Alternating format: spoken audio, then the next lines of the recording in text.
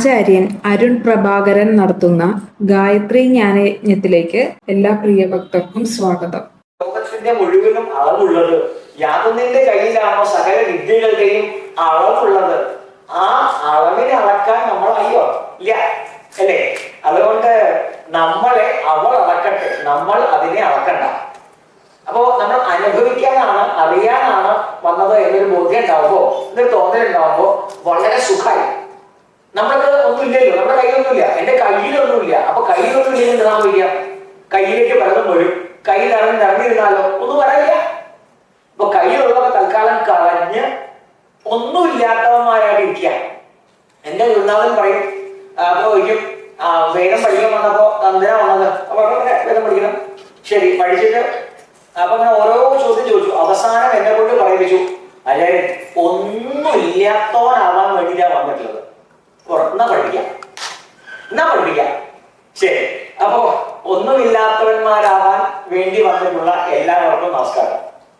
ശരി, ഇവിടെ ഗായത്രി ജ്ഞാനയജ്ഞം, ഇതിന്റെ ഒരു ആമുഖം, ഇതിന്റെ ശിഷ്യത്തിന്റെ ഒരു ക്രമം എന്ന് പറയാം. ആമുഖം ചില കാര്യങ്ങൾ, വേദ പരിചയം, എന്താണ് ഈ മന്ത്രോപദേശം തുടങ്ങിയിട്ടുള്ള കാര്യങ്ങൾ, സാധന, ഗായത്രി സാധന എങ്ങനെയാണ്, അതിനുശേഷം എങ്ങനെയാണ് വേദങ്ങൾ അഥവാ വേദത്തിൽ പ്രതിപാദിച്ചിട്ടുള്ള ഗായത്രിയെ സ്വരസഹിതം എങ്ങനെയാണ് ചൊല്ലേണ്ടത്, പിന്നെ നിങ്ങൾക്ക് സ്വാഭാവികമായി ഉണ്ടാകുന്ന സംശയങ്ങൾക്കുള്ള മറുപടി, ഗായത്രിയുടെ മന്ത്രാർത്ഥം, അതിന്റെ വിശദീകരണം, ഗായത്രി രൂപം, ഗായത്രിയുടെ രൂപം ഉണ്ടല്ലോ, ഗായത്രി ഭഗവതിയുടെ നിങ്ങൾക്ക് കാണാം. ഇവിടെ ഗായത്രി പൂജ നടക്കാൻ പോവാണ്.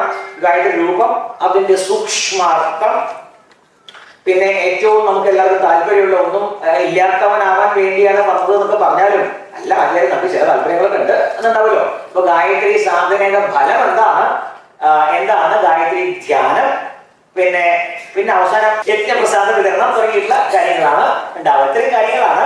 അപ്പോ എനിക്ക് വേണ്ടത് കുറച്ചു നേരത്തേക്ക് നിങ്ങളെല്ലാ ലൗകികമായ വിഷയങ്ങളിൽ നിന്നും ബാഹ്യമായ വിഷയങ്ങളിൽ നിന്നും നിങ്ങളുടെ ശ്രദ്ധയെ ഒന്ന് മാറ്റി, നിങ്ങളുടെ വിചാരങ്ങളെ ഒന്ന് മാറ്റി ഭഗവതിയിൽ അഥവാ ഗായത്രിയിൽ നിങ്ങളുടെ ശ്രദ്ധയൊന്ന് ഉറപ്പിക്കാൻ വേണ്ടി എല്ലാവരോടും പ്രാർത്ഥിച്ചുകൊണ്ട് ഇന്നത്തെ സാധന ശിബിരം അഥവാ ഗായത്രി ജ്ഞാനയജ്ഞം ഗുരുക്കന്മാരുടെയും ഭഗവതിയുടെയും എന്നാൽ സർവോപരി വേദം പഠിപ്പിക്കുവാൻ ഇടം തന്ന കേരളത്തിലെ ആദ്യത്തെ ക്ഷേത്രദേവനായ എറണാകുളത്തപ്പനും നമസ്കാരം പറഞ്ഞുകൊണ്ട് ആരംഭിക്കുകയാണ്. എറണാകുളത്തപ്പനാണ് വേദചൊല്ലി പഠിപ്പിക്കാൻ ആദ്യമായിട്ട് ഇടം തന്നിട്ടുള്ളത്. ആ ദേവന്റെ അടുത്ത് തന്നെയാണ് ശിബിരം നടക്കുന്നത് എന്നുള്ളതാണ് ഏറ്റവും വലിയ സന്തോഷം.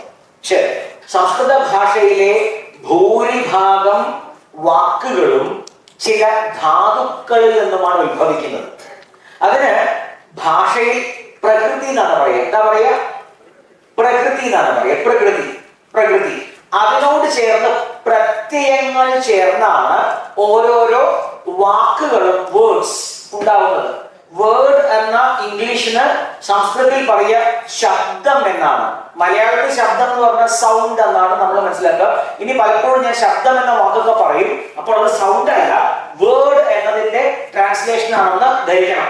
ശരി, അപ്പോ സംസ്കൃത ശബ്ദങ്ങൾ ഉണ്ടാകുന്നത് ധാതുക്കളായ പ്രകൃതിയിൽ നിന്നുമാണ്. പ്രകൃതി, ഭാഷയുടെ പ്രകൃതിയായ ധാതുക്കളോട് പ്രത്യയങ്ങൾ ചേർത്താണ് പദങ്ങൾ ഉണ്ടാക്കുന്നത്. അപ്പോ ഈ സാധന എന്ന ശബ്ദം ഉണ്ടാകുന്നത് സാധ സംസിദ്ധൗ എന്ന ഒരു ധാതുവിൽ നിന്നുമാണ്. സാധ സംസിദ്ധൗ എന്ന ധാതുവിൽ നിന്നുമാണ് സാധന ശബ്ദം ഉണ്ടാകുന്നത്. നിഷ്പാദിപ്പിക്കപ്പെട്ടിട്ടുള്ളത് എന്നൊക്കെ പറയും, നിങ്ങൾക്ക് പഠിക്കണം. അതിനർത്ഥം സാധസാധത്വം, ദർശനാത്, ആരാധന, സാധിക്കുന്നത്, നിർവഹിക്കുന്നത് എന്നൊക്കെ അർത്ഥം. സാധ്യമായതിനെ നേടിയെടുക്കുവാനുള്ള ചുവടുകൾക്ക് പറയുന്ന പേര് സാധന. അപ്പോ അതിന്റെ അർത്ഥം ഇന്നല്ലെങ്കിൽ നാളെ ഞാൻ അതിനെ നേടുക തന്നെ ചെയ്യും എന്ന് അറിയുക. ഇന്നല്ലെങ്കിൽ നാളെ ഞാൻ അതിനെ നേടുക തന്നെ ചെയ്യും, ഒരു സംശയമില്ല. അതിന് പറയുന്ന പേരാണ് സാധന.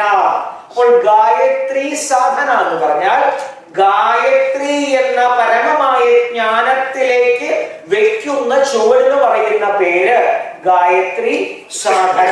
അപ്പോൾ ഗായത്രി സാധന എന്ന് പറഞ്ഞാൽ എന്താ?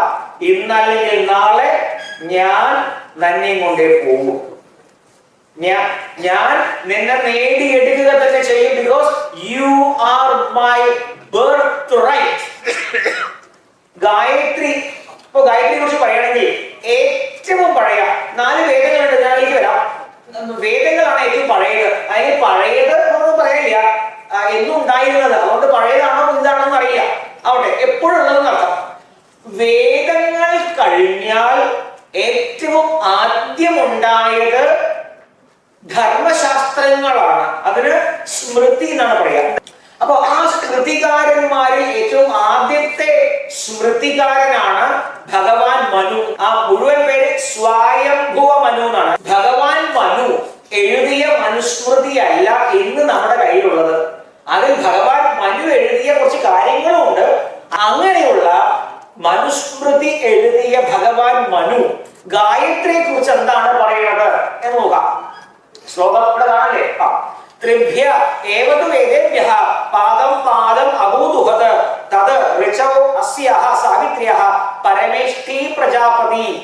പ്രജാപതി 3 വേദങ്ങളിൽ നിന്നും ആണ് ഗായത്രിയെ സൃഷ്ടിച്ചത്. 3 പാദങ്ങളാണ് ഗായത്രിക്ക്. അതുകൊണ്ട് ഗായത്രിക്ക് ഒരു പേരുണ്ട്, ത്രിപദാ ഗായത്രി. 3 പാദങ്ങളാണ്. തത്സവിതുർവരേണ്യം ഭർഗോ ദേവസ്യ ധീമഹി ധിയോ യോ ന പ്രചോദയാൽ. അതിൽ തത്സവിതുർവരേണ്യം എന്നുള്ളത് ഋഗ്വേദത്തിൽ നിന്നും, ഭർഗോ ദേവസ്യ ധീമഹി എന്നുള്ളത് യജുർവേദത്തിൽ നിന്നും, ധിയോ യോ ന പ്രചോദയാത് എന്നത് സാമത്തിൽ നിന്നും എടുത്ത് ആണ് പ്രജാപതി ഗായത്രി മന്ത്രത്തെ കണ്ടെത്തിയത്, അവതരിപ്പിച്ചിട്ടുള്ളത് എന്ന് പറഞ്ഞത് ഞാനല്ല, ഭഗവാൻ മനുവാണ്. ഏതത് അക്ഷരമേതാം ച ജപൻ വ്യാഹൃതി പൂർവികാം സന്ധ്യയോർ വേദവിദ് വിപ്രോ വേദപുണ്യേന യുജ്യത്തെ. ഗായത്രി മന്ത്രം ത്രിപദയാണ്. തത്സവിതുർവരേണ്യം ഭർഗോ ദേവസ്യ ധീമഹി ധിയോ യോ ന പ്രചോദയാൽ. ഇതാണ് ഗായത്രി മന്ത്രം. അപ്പോൾ ഓം ഭൂർഭുവസ്വ അത് ഗായത്രി മന്ത്രം അല്ല. തത്സവിതുർവരേണ്യം എന്നാരംഭിക്കുന്ന ഗായത്രി മന്ത്രം പ്രണവവും വ്യാഹൃതികളും ചേർത്ത് ചൊല്ലണം എന്ന് വിധി. ഒന്നുകൂടി പറയാം. പ്രണവം ഓം അറിയാലോ. വ്യാഹൃതി ഭൂ ഭുവ സ്വ, ഇതിന് വ്യാഹൃതി എന്നാ പറയാ. പ്രണവവും വ്യാഹൃതികളും ചേർത്തു വേണം ഗായത്രി മന്ത്രം ചൊല്ലുവാൻ എന്ന് മനുസ്മൃതികളും ഗ്രന്ഥങ്ങളും എല്ലാം പറയുന്നു. വ്യക്തമായോ? അപ്പൊ ഇങ്ങനെ പ്രണവവും വ്യാഹൃതികളും ചേർത്ത് ഗായത്രി മന്ത്രം ചൊല്ലുന്ന വിപ്രൻ, വിപ്രൻ എന്ന് പറഞ്ഞാൽ ജാതിവാചിയായ ശബ്ദമല്ല. വിപ്രൻ അവസ്ഥാവാചിയായ ശബ്ദമാണ്. വ്യക്തമാക്കി തരാം. വിപ്രൻ എന്ന് പറഞ്ഞാൽ സാമാന്യ ഭാഷയിൽ നാം വ്യവഹരിക്കുമ്പോൾ അത് ജാതി സൂചകമായ ശബ്ദമായിട്ടാണ് പറയാറ്. എന്നാൽ ഭാഷാപരമായും വൈദികമായും ചിന്തിക്കുമ്പോൾ അത് അവസ്ഥാവിശേഷമാണ്. വിശേഷേണയുള്ള പ്രാജ്ഞത്വമാണ് വിപ്രത്വം. വിശേഷേണയുള്ള പ്രാജ്ഞത്വം. പ്രാജ്ഞത്വം എന്ന് പറഞ്ഞാൽ പ്രജ്ഞ ആരിൽ ഉണർന്നിരിക്കുന്നുവോ അവൻ പ്രാജ്ഞൻ. അതായത് ബുദ്ധിക്ക്, സാമാന്യമായ ബുദ്ധിക്ക് 4 തലങ്ങളുണ്ട്. അതിൽ ആദ്യത്തേത് പറയും ബുദ്ധി. അതിന് സാമാന്യ ബുദ്ധി അഥവാ വിവേക ബുദ്ധി എന്നാ പറയാ. രണ്ടാമത്തെ ബുദ്ധിയുടെ പേരാണ്, മറക്കരുത്, മേധ. മേധ എന്ന് പറഞ്ഞാൽ കാര്യഗ്രഹണശേഷി. ഒരു കാര്യം ഒരു തവണ പറഞ്ഞാൽ മതി. അങ്ങനെ മേധ തെളിഞ്ഞവരെയാണ് ശരിക്കും പറയാ മേധാവി എന്ന്. അയാളാണ് മേധാവി. ശരി. മൂന്നാമത്തെ ബുദ്ധിയുടെ പേരാണ് മതി. മതി എന്ന് പറഞ്ഞാൽ വിഷയത്തിന്റെ ഉള്ളിലേക്ക് ചുഴിഞ്ഞിറങ്ങുവാൻ കഴിയുന്ന ബുദ്ധിക്ക് പറയുന്ന പേര് മതി. അപ്പൊ ആഴത്തിലേക്ക് ചുഴിഞ്ഞിറങ്ങുന്ന ബുദ്ധിയുടെ പേര് മതി. അത് രണ്ട് തരത്തിലുണ്ട്. സു ചേർത്തിട്ടും പറയാം, കു ചേർത്തിട്ടും പറയാം. സു മതി എന്ന് പറയാം, കു മതി എന്ന് പറയാം. ഒന്ന് ആലോചിച്ച് നോക്കൂ.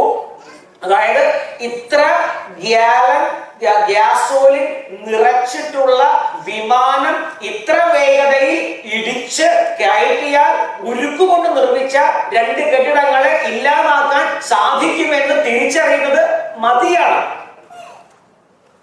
അപ്പോൾ ട്വിൻ ടവേഴ്സ് അറ്റാക്ക് ചെയ്യുന്നതും ഇല്ലാതാവുന്നതും മതിയാണ്. സുമതിയാണെന്ന് മാത്രമേ അന്ന് പറഞ്ഞില്ല. അതുകൊണ്ട് ബുദ്ധിക്ക് രണ്ട് തലമാണ് അല്ലേ. മതിക്ക് സുമതിയുണ്ട്, കുമതിയുണ്ട്. വ്യക്തമായി? ശരി, വേറൊരു കാര്യം കൂടി പറഞ്ഞുതരാം. ഈ ആഴത്തിലേക്ക് ചുഴിഞ്ഞിറങ്ങാന്നല്ലേ പറഞ്ഞത്? എലി കരണ്ട് പോകുന്ന പോലെ. എന്തിനാ ഇത്ര പോകുന്ന ഗണപതി? എങ്ങനെ ആലോചിച്ചിട്ടുണ്ടോ? ഇത്ര പോകുന്ന ഗണപതി എങ്ങനെ എത്ര പോകുന്ന ഈ ചുണ്ടലിന്റെ മുകളിൽ യാത്ര ചെയ്യുന്നുള്ളത്? ഇത്ര പോകുന്ന ഗണപതി എങ്ങനെയാ ഒരു ചുണ്ടലിയുടെ മുകളിൽ കയറി യാത്ര ചെയ്യുന്നത്?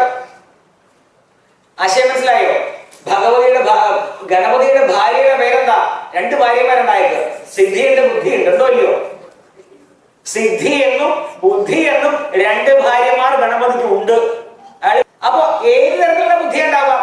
അത് ആഴത്തിലേക്ക് ചുഴിഞ്ഞിറങ്ങുന്ന ബുദ്ധിയുടെ മുകളിൽ കയറിയാണ് ഗണപതി യാത്ര ചെയ്യുന്നതെന്ന് കാണിക്കണമെങ്കിൽ ആഴത്തിലേക്ക് ഇറങ്ങുന്ന ചുണ്ടലിയെ അവിടെ പ്രതീകമായി കൽപ്പിക്കണം.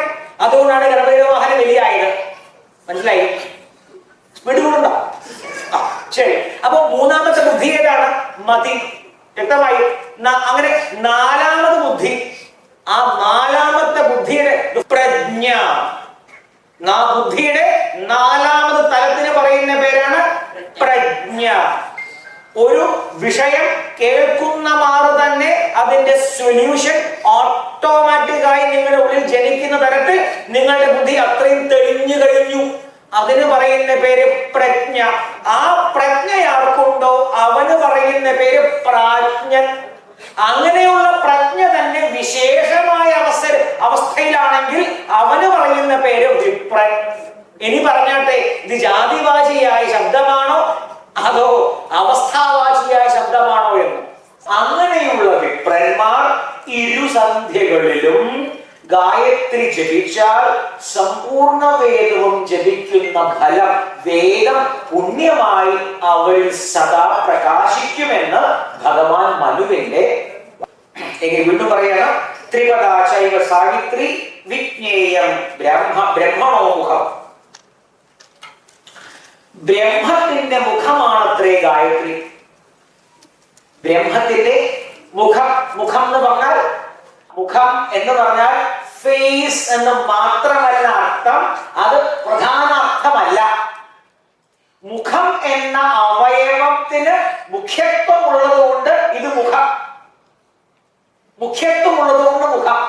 ഇവിടെ മുഖ്യത്വമുള്ള, അതായത് ലോകത്തിനെ നയിക്കാൻ പ്രാപ്തിയുള്ള എന്തോ ഒന്ന് ഇവിടെയുണ്ട്.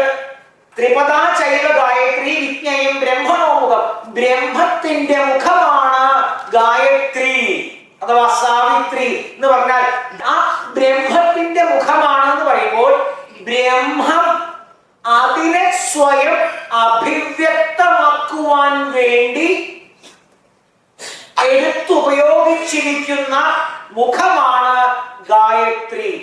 അഭിവ്യക്തമാക്കുക എന്ന മലയാളത്തിന്റെ നിങ്ങൾക്ക് മനസ്സിലാവുന്ന ട്രാൻസ്ലേഷൻ ആണ് മാനിഫെസ്റ്റേഷൻ.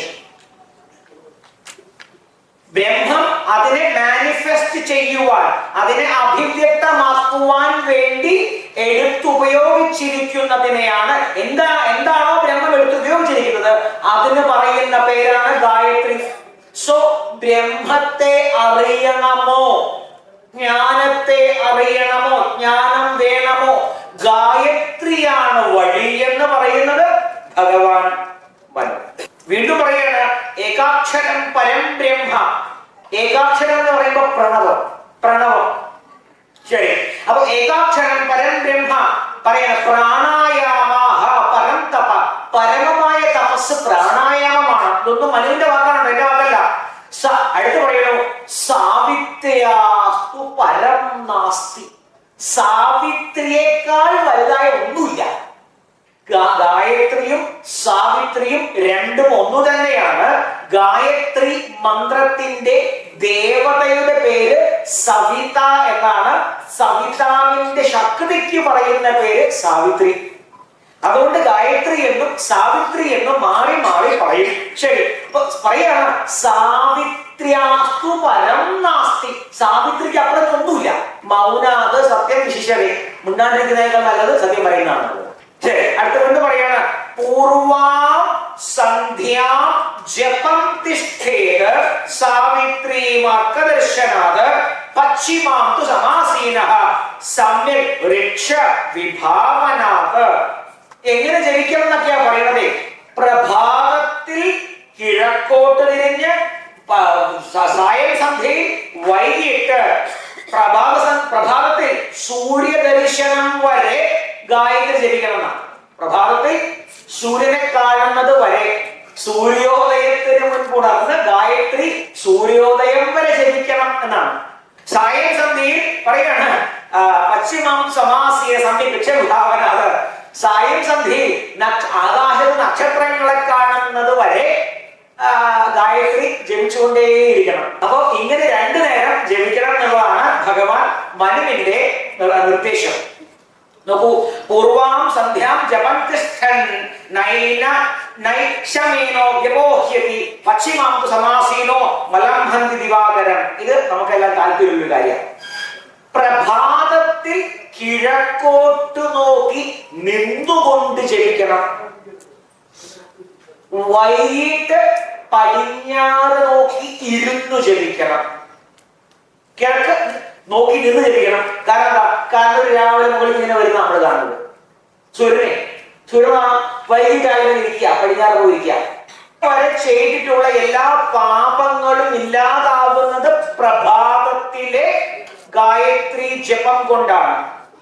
പ്രഭാതം മുതൽ പ്രദോഷം വരെ ചെയ്തിട്ടുള്ള പാപങ്ങൾ ഇല്ലാതാക്കുന്നത് സായം സന്ധ്യയിലെ ഗായത്രി ജപവുമാണ്. ദേവി മഹാത്മ്യത്തിലുള്ള ഒരു വരി നോക്കൂ. ത്വമേവ സന്ധ്യ സാവിത്രി ത്വം വേദജനനീ പരാ. ത്വം ഏവ സന്ധ്യ, നീ തന്നെയാണ് സന്ധ്യ, നീ തന്നെയാണ് സാവിത്രി, നീ തന്നെയാണ് വേദജനനി. അപ്പോൾ ദേവീ മാഹാത്മ്യത്തിൽ പറയപ്പെടുന്ന ചണ്ഡികാ പരമേശ്വരിയും ആരായി? ഗായത്രിയായി. മനസ്സിലായിട്ട്? അതുകൊണ്ട് ഇവിടെ മൂകാംബിയെ സ്മരിച്ചുകൊണ്ട് ആരംഭിക്കുന്നത് മഹാകാളി, മഹാലക്ഷ്മി, മഹാസരസ്വതി സ്വരൂപിണിയായ മൂകാംബിക. അപ്പോൾ ആരാണ്? സാക്ഷാൽ ഗായത്രിയാണ്. സാക്ഷാൽ ഗായത്രിയാണ്. ഉറപ്പിച്ചുകൊള്ളുക. ത്വമേവ സന്ധ്യ. സന്ധ്യ ഭഗവതിയുടെ പേരാണ്. എന്താ സന്ധ്യ എന്ന വാക്കിന്റെ അർത്ഥം അറിയോ? അതിന്റെ വ്യാഖ്യാനം എന്നറിയോ? അഥവാ വിശദീകരണം. സന്ധ്യ ഇതി സന്ധ്യ, സമ്യക്കാം വണ്ണം, നല്ലതുപോലെ. ധ്യായിചിന്തായാം എന്ന ധാതുവിൽ നിന്നും ഒന്നുകൂടി പറയാം. ധ്യായി ചിന്തായാം എന്ന ധാതുവിൽ നിന്നും നിഷ്പാദിപ്പിക്കപ്പെട്ടിട്ടുള്ള ശബ്ദമാണ് ധ്യാനം. സന്ധ്യ, നല്ലതുപോലെയുള്ള ധ്യാനം എന്നാണ് സന്ധ്യ എന്ന വാക്കിന്റെ നിരുക്തം. മനസ്സിലായോ? സന്ധ്യ എന്ന് പറഞ്ഞാൽ the time between morning and അല്ലെങ്കിൽ മോർണിംഗ് ആൻഡ് നൈറ്റ് എന്ന രീതിയിൽ മാത്രം കണക്കാക്കരുത്. അങ്ങനെയൊന്നുണ്ട്. പക്ഷെ സന്ധ്യ എന്ന് പറഞ്ഞാൽ നല്ലതുപോലെ ധ്യാനിക്കുക. ബെസ്റ്റ് എവർ മെഡിറ്റേഷൻ എന്നാണ് സന്ധ്യ എന്ന വാക്കിന്റെ നിരുക്തം. അങ്ങനെയും ഒരു ശാസ്ത്രമുണ്ട്. അതായത് ഓരോരോ വാക്കുകളെയും നിർവചിക്കുന്ന ശാസ്ത്രത്തിന് പറയുന്ന പേരാണ് നിരുക്തം. നിശ്ചയേന ഉക്തം ഇതി. നല്ലതുപോലെ പറയപ്പെട്ടിരിക്കുന്നത്, ഉറപ്പിച്ചു പറയപ്പെട്ടിരിക്കുന്നത് എന്തോ അത് നിരുക്തം. അത് സംസ്കൃതത്തിലുണ്ട്, മലയാളത്തിലുണ്ട്. അപ്പൊ ത്വമേവ സന്ധ്യ, നീ സന്ധ്യയാണ്, നീ സാവിത്രിയാണ്, നീ വേദജനനിയാണ്, വേദങ്ങളെ പെറ്റവളാണ് ഗായത്രി എന്ന് ഭഗവാൻ മനു പറയുന്നു. അടുത്ത് പറയാണ് ഗായത്രി ഗായത്രിയേവ പരോ വിഷ്ണു. പരമമായ വിഷ്ണു, വിഷ്ണുവിന്റെ പരമപദം ഗായത്രിയാണ്. ഗായത്രിയേവ പര ശിവ, ഗായത്രിയേവ പരോ ബ്രഹ്മ, ഗായത്രിയേവ ത്രയീയത. പരമമായ വിഷ്ണുവും ഗായത്രിയാണ്, ശിവനും ഗായത്രിയാണ്, ബ്രഹ്മാവും ഗായത്രിയാണ്. ആലോചിച്ചു. അപ്പോ വിഷ്ണുവിനെ ഉപാസിച്ചാൽ ഗായത്രി ഒരൊറ്റ മന്ത്രം ഉണ്ടെങ്കിൽ, നിങ്ങൾക്ക് സനാതന ധർമ്മത്തിലെ ഒരു മന്ത്രവും നിങ്ങൾക്ക് അറിയില്ല, ഗായത്രി ഒരൊറ്റ മന്ത്രം ഉണ്ടെങ്കിൽ നിങ്ങൾക്ക് വിഷ്ണുവിനെയും ഉപാസിക്കാം, ശിവനെയും ഉപാസിക്കാം, ഭദ്രകാളിയെയും ഉപാസിക്കാം, ദുർഗയെയും ഉപാസിക്കാം. കാരണം ഇതിന്റെ എല്ലാം അടിസ്ഥാനം ഗായത്രിയാണ്. നിങ്ങളൊരു ഉദാഹരണം പറയാം. ഒരു ക്ഷേത്രത്തിൽ പോയി, എല്ലാ ക്ഷേത്രത്തിലെയും മൂർത്തികൾ ഏതാണെന്ന് നിങ്ങൾക്ക് അറിയും. ചിലയിടത്ത് പേരുണ്ടാവും, ചിലയിടത്ത് ഒന്നും ഉണ്ടാവില്ല. അപ്പൊ ഏതൊരു മൂർത്തിയുടെ മുമ്പിൽ പോയും നിങ്ങൾക്ക് ധൈര്യപൂർവം ജപിക്കാവുന്ന ഒരേ ഒരു മന്ത്രം പ്രണവവും വ്യാഹൃതിയും ചേർത്തുള്ള ഗായത്രിയാണെന്ന് ഉറപ്പിച്ചുകൊള്ളുക. അടുത്തത് ഭഗവാൻ കൃഷ്ണന്റെ സ്റ്റേറ്റ്മെന്റ് ആണ്. ഭഗവത്ഗീതയിൽ പറയാണ്, ഗായത്രി ഛന്ദസാം മാതാ. എല്ലാ ഛന്ദസ്സുകളുടെയും അമ്മയാണ് ഗായത്രി എന്ന് പറഞ്ഞത് സാക്ഷാൽ ഭഗവാൻ കൃഷ്ണനാണ്. എല്ലാ ഛന്ദസ് എന്ന് പറഞ്ഞാൽ അർത്ഥം ഞാൻ പറഞ്ഞുതരാം.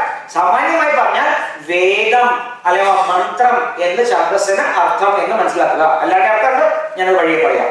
ഭാരതത്തെ ഭാരതമാക്കുന്ന വേദം അറിയാതിരിക്കുകയും ചെയ്യുന്നത് ഒരു അപരാധമാണ്. അതുകൊണ്ട് വേദത്തിന് പരിചയപ്പെടാം. അത് എന്തുകൊണ്ടാണ് ഭാരതവും വേദവുമുള്ള ബന്ധം സൂചിപ്പിക്കാം? കാരണം ഋഗ്വേദത്തിൽ ഭാരതം എന്ന പേരുണ്ട്. വിശ്വാമിത്രസ്യ രക്ഷതി ബ്രഹ്മേദം ഭാരതം ജനം. വിശ്വാമിത്രനാൽ രക്ഷിക്കപ്പെടുന്ന ഭാരതത്തിലെ ജനം എന്ന ഒരു ഉക്തി ഋഗ്വേദത്തിലുള്ളതാണ്. ഋഗ്വേദം കഴിഞ്ഞിട്ടാണല്ലോ എല്ലാം ഉണ്ടായിട്ടുള്ളത്. ഭരതനും പിന്നെ അങ്ങനെയൊക്കെ ഋഗ്വേദം കഴിഞ്ഞിട്ടുള്ളോ, അല്ലെങ്കിൽ ഋഷഭദേവന്റെ പുത്രനായ ഭരതനും ഉണ്ടായിട്ടുള്ളത് ഋഗ്വേദത്തിന് ശേഷമാണല്ലോ.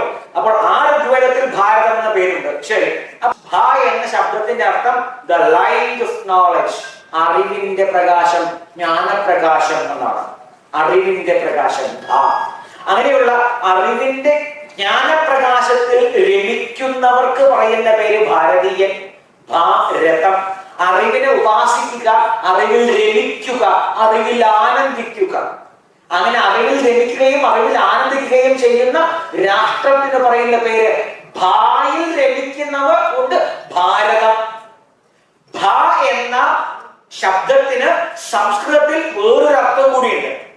അല്ലെങ്കിൽ ഭ എന്ന അറിവ്, ആ അറിവ് എന്ന മൂന്നക്ഷരത്തെ സംസ്കൃതത്തിൽ പറയുക വേദം എന്നാണ്. ഭ ഇതി വേദഃ. ഭ ഇതി വേദഃ. ഭ എന്ന് പറഞ്ഞാൽ വേദം. അപ്പോൾ ഭാരതം എന്ന് പറഞ്ഞാലോ വേദങ്ങളെ ഉപാസിക്കുന്നവരുടെ രാഷ്ട്രം, വേദങ്ങളിൽ ആനന്ദിക്കുന്നവരുടെ രാഷ്ട്രം, അഥവാ വേദഭൂമി. വേദഭൂമി. വേദമില്ലെങ്കിൽ ഭാരതമില്ല. അപ്പോൾ ഭാരതീയരായാൽ വേദം പഠിക്കണ്ടേ, അറിയണ്ടേ? 4 വേദങ്ങൾ, ഋഗ്വേദം, യജുർവേദം, സാമവേദം, അഥർവവേദം. 4 വേദങ്ങളാണ്. വേദത്തിന് വേദം അനാദിയാണ്, അപൗരുഷേയമാണ്. വേദങ്ങളെ അനാദിയായാണ് പറയുന്നത്. വേദങ്ങൾക്ക് ആദിയുമില്ല, അന്തവുമില്ല. അനന്താവൈ വേദാഹ പ്രമാണമാണ്. അനന്താവൈ വേദാഹ, വേദം അനന്തമാണ്. അപൗരുഷേയം, ഏതെങ്കിലും ഒരു വ്യക്തി വിശേഷത്താൽ രചിക്കപ്പെടാത്തത് എന്ന് വേദങ്ങൾക്ക് അർത്ഥം. രാമായണം എഴുതിയ ഒരാളുണ്ട്, മഹാഭാരതം എഴുതിയ ഒരാളുണ്ട്, രഘുവംശം എഴുതിയ ഒരു വ്യക്തിയുണ്ട്. എന്നാൽ ഋഗ്വേദം എഴുതിയ ഒരാളില്ല. അത് ഈശ്വരവാണിയാണ്. അതുകൊണ്ട് അതിനെ അപൗരുഷേയം എന്നാണ് പേര്. ഒടുക്കമാണ് അറിവ്. അതുകൊണ്ട് പരമമായ അറിവിന് ഭാരതം പറയുന്ന പേര് വേദാന്തം എന്നാണ്. അതിന് തമിഴിൽ പറയുന്ന പേര് ഒഴിവിലൊടുക്കം എന്നാണ്. ഒഴിവിലൊടുക്കം അങ്ങനെ ഹൃദയമുണ്ട്. അപ്പോൾ വേദം എല്ലായ്പ്പോഴും ഉണ്ടായതായിരുന്നു. ഉണ്ടായിരുന്നു. അതിന് ഋഷിമാർ കാണുക മാത്രമാണ് ചെയ്തത്. ഋഷിമാർക്ക് പറയുന്ന പേര് കവി, മന്ത്രദ്രഷ്ടാക്കൾ എന്നാണ് പറയുന്നത്. എന്താ പറയാ? മന്ത്ര ഋഷയോ മന്ത്രദ്രഷ്ടായ. മന്ത്രത്തെ ഉണ്ടാക്കിയവരല്ല, മന്ത്രത്തെ കണ്ടവരാണ്. കാര്യം മനസ്സിലായല്ലോ? നേരത്തെ പറഞ്ഞില്ലേ, ഋഷിമാർ മന്ത്രദ്രഷ്ടാക്കളാണ്. വേദങ്ങൾക്ക് ഒരു പേരുണ്ട്, ത്രൈ എന്നൊരു പേരുണ്ട്. എന്താ പേര്? ത്രൈ. ത്രൈ എന്ന് പറഞ്ഞാൽ 3ആണ്, പക്ഷെ വേദം 4ആണ്. ഋക്ക്, യജുസ്, സാമം, അഥർവം ഇങ്ങനെ 4 വേദങ്ങളാണ്. എന്നാൽ അവർക്ക് പറയുന്ന പേരെന്താണ്? ത്രൈ. പദ്യം, ഗദ്യം, ഗാനം, ഇങ്ങനെയാണ് വേദം. ഋഗ്വേദം പദ്യമാണ്, യജുർവേദം കൂടുതലും ഗദ്യമാണ്, സാമം ഗാനമാണെന്ന് പ്രത്യേകിച്ച് പറയേണ്ട കാര്യമില്ലല്ലോ അല്ലെ? സാമഗാനം എന്ന് നിങ്ങൾ കേട്ടിട്ടില്ലേ? സാമം ഗാനമാണ്. അഥർവവേദം പദ്യഗദ്യ മിശ്രണമാണ്. അങ്ങനെ ഈ 3 പ്രകാരത്തിൽ മാത്രമാണ് വേദം അവതരിച്ചിട്ടുള്ളത് എന്നതുകൊണ്ട് വേദങ്ങൾക്ക് പറയുന്ന പേര് ത്രൈ. 10 ഉപനിഷത്തുക്കളിൽ വെച്ച് ഏറ്റവും പ്രധാനപ്പെട്ട ഉപനിഷത്ത് ആയിട്ടുള്ള മാണ്ഡൂക്യോപനിഷത്ത്. മാണ്ഡൂക്യം എന്തുകൊണ്ട് പ്രധാനം എന്ന് പറഞ്ഞാൽ അതിലാണ് ഏറ്റവും വിസ്തരിച്ച് പ്രണവത്തെ വ്യാഖ്യാനിക്കുന്നത്. അതുകൊണ്ട് പ്രാചീന കാലത്ത് എന്റെ ഗുരുനാഥനൊക്കെ പറയും അത് പഠിപ്പിക്കില്ല, അത് ഉപദേശിക്കുക മാത്രമേ ഉള്ളൂ. നമുക്കൊക്കെ മാണ്ഡൂക്യോപനിഷത്ത് പഠിപ്പിക്കില്ല, ഉപദേശിക്കുക മാത്രമേ ഉള്ളൂ. അപ്പോ ആ ഉപനിഷത്ത് എന്തുകൊണ്ട് പ്രധാനപ്പെടണമെന്ന് പറഞ്ഞാൽ അത് പ്രണവം, ഓംകാരത്തിന്റെ വ്യാഖ്യാനമാണ്. ആ ഉപനിഷത്ത്, അതായത് വിദ്യകളിൽ വെച്ച് ഏറ്റവും വലിയ വിദ്യയായ വേദാന്തത്തിന്റെ പരമജ്ഞാനമായ പ്രണവത്തെ വ്യാഖ്യാനിക്കുന്ന മാണ്ഡൂക്യോപനിഷത്ത് ആഥർവവേദീയമാണ്. ആഥർവവേദത്തിൽ നിന്നും ഉണ്ടായിട്ടുള്ളതാണ്. അപ്പൊ വേദം 4. അതേ സമയത്ത് വേദം 4 ഏത് തരത്തിൽ വന്നു? പദ്യം, ഗദ്യം, ഗാനം. വ്യക്തമായോ? വേദങ്ങൾക്ക് മറ്റൊരു പേര് ശ്രുതി എന്നാണ്. കേട്ട് പഠിക്കുക, എഴുതി വെച്ചതല്ല. വേദം ആരും എഴുതി വെച്ചിട്ടില്ല. അപ്പൊ വേദം കേട്ടിട്ട് പഠിക്കണം, കേട്ട് പഠിക്കുക തന്നെ വേണം. അതുകൊണ്ട് ആരും എഴുതി വെച്ചിട്ടില്ലാത്തത് എന്ന അർത്ഥത്തില് നമ്മുടെ മലയാള ഭാഷയുടെ അമ്മയായ തമിഴിൽ വേദങ്ങൾക്ക് പറയുന്നത് ഒരു പര്യായമുണ്ട്, എഴുതാ കിളവി. ആ കിളവി എന്ന് പറഞ്ഞ അമ്മ, എഴുതാ കിളവി. ആരും എഴുതി വെച്ചല്ല, ശ്രുതിയുടെ പര്യായം. മനസ്സിലായോ? എഴുതാ കിളവി എന്നൊരു പര്യായം തമിഴ് വേദങ്ങൾക്കുണ്ട്. ഋഗ്വേദം സ്തുതിയാണ്. ഋക്ഷ എന്ന് പറഞ്ഞാൽ സ്തുതി പ്രധാനമായ വേദമാണ് ഋഗ്വേദം. സ്തുതി എന്ന് പറഞ്ഞാൽ ഒരു വസ്തുവിന്റെ, ഒരു തത്വത്തിന്റെ, ഒരു ദേവതയുടെ, വസ്തു, തത്വ, ദേവത ഇവയുടെ ഗുണം, കർമ്മം, സ്വഭാവം ഇവയെ 3നെയും തിരിച്ചറിയുന്നതിന് പറയുന്ന പേര് സ്തുതി. അപ്പോ സ്തുതിയാണ് ഏറ്റവും revealed knowledge, revealed and realised knowledge or wisdom എന്നാണ് സ്തുതി എന്ന വാക്കിന് കൊടുക്കാവുന്ന സ്തുതി എന്ന വാക്കിന്റെ അടുത്ത് നിൽക്കുന്ന ട്രാൻസ്ലേഷൻ. അപ്പൊ ഇങ്ങനെയുള്ള തിരിച്ചറിവുകളുടെ വേദത്തിന് പറയുന്ന പേര് ഋഗ്വേദം. രണ്ടാമത് യജുർവേദം. യജുർവേദം എന്ന് പറഞ്ഞാൽ യജ എന്ന് പറഞ്ഞാൽ ദേവപൂജ, സംഗതീകരണം, ദാനം എന്നൊക്കെയാ പറയാ. എന്നാൽ ആചാര്യത്വം എന്നൊരവസ്ഥ, ഒരു ഗുണമുണ്ട്, അതിനെ പൂജിക്കുക. അപ്പൊ ദേവത്വം, ആചാര്യത്വം, ഗുരുത്വം എന്നൊക്കെ പറഞ്ഞ ദൈവത്വമാണ്, അതിനെ പൂജിക്കുക. മാതൃത്വത്തെ പൂജിക്കുക, പിതൃത്വത്തെ പൂജിക്കുക, അതിഥിത്വത്തെ പൂജിക്കുക. മാതൃദേവോ ഭവ, പിതൃദേവോ ഭവ, അതിഥി ദേവോ ഭവ. നിങ്ങൾ കേട്ടില്ലേ? അപ്പോ ദേവതകളെ പൂജിക്കുക, അതിന് പറയുന്നത് യജ്ഞം. ദാനം കൊടുക്കുക, അതിന് പറയുന്ന പേര് യജ്ഞം. ഒരുമിച്ചിരുന്ന് മുന്നോട്ട് പോവുക, അതിന് പറയുന്ന പേര് യജ്ഞം. ഇങ്ങനെയുള്ള യജ്ഞങ്ങളുടെ രഹസ്യത്തെ പഠിപ്പിക്കുന്ന വേദത്തിന് പറയുന്ന പേര് യജുർവേദം. മൂന്നാമത് പറയുന്നത് സാമവേദം.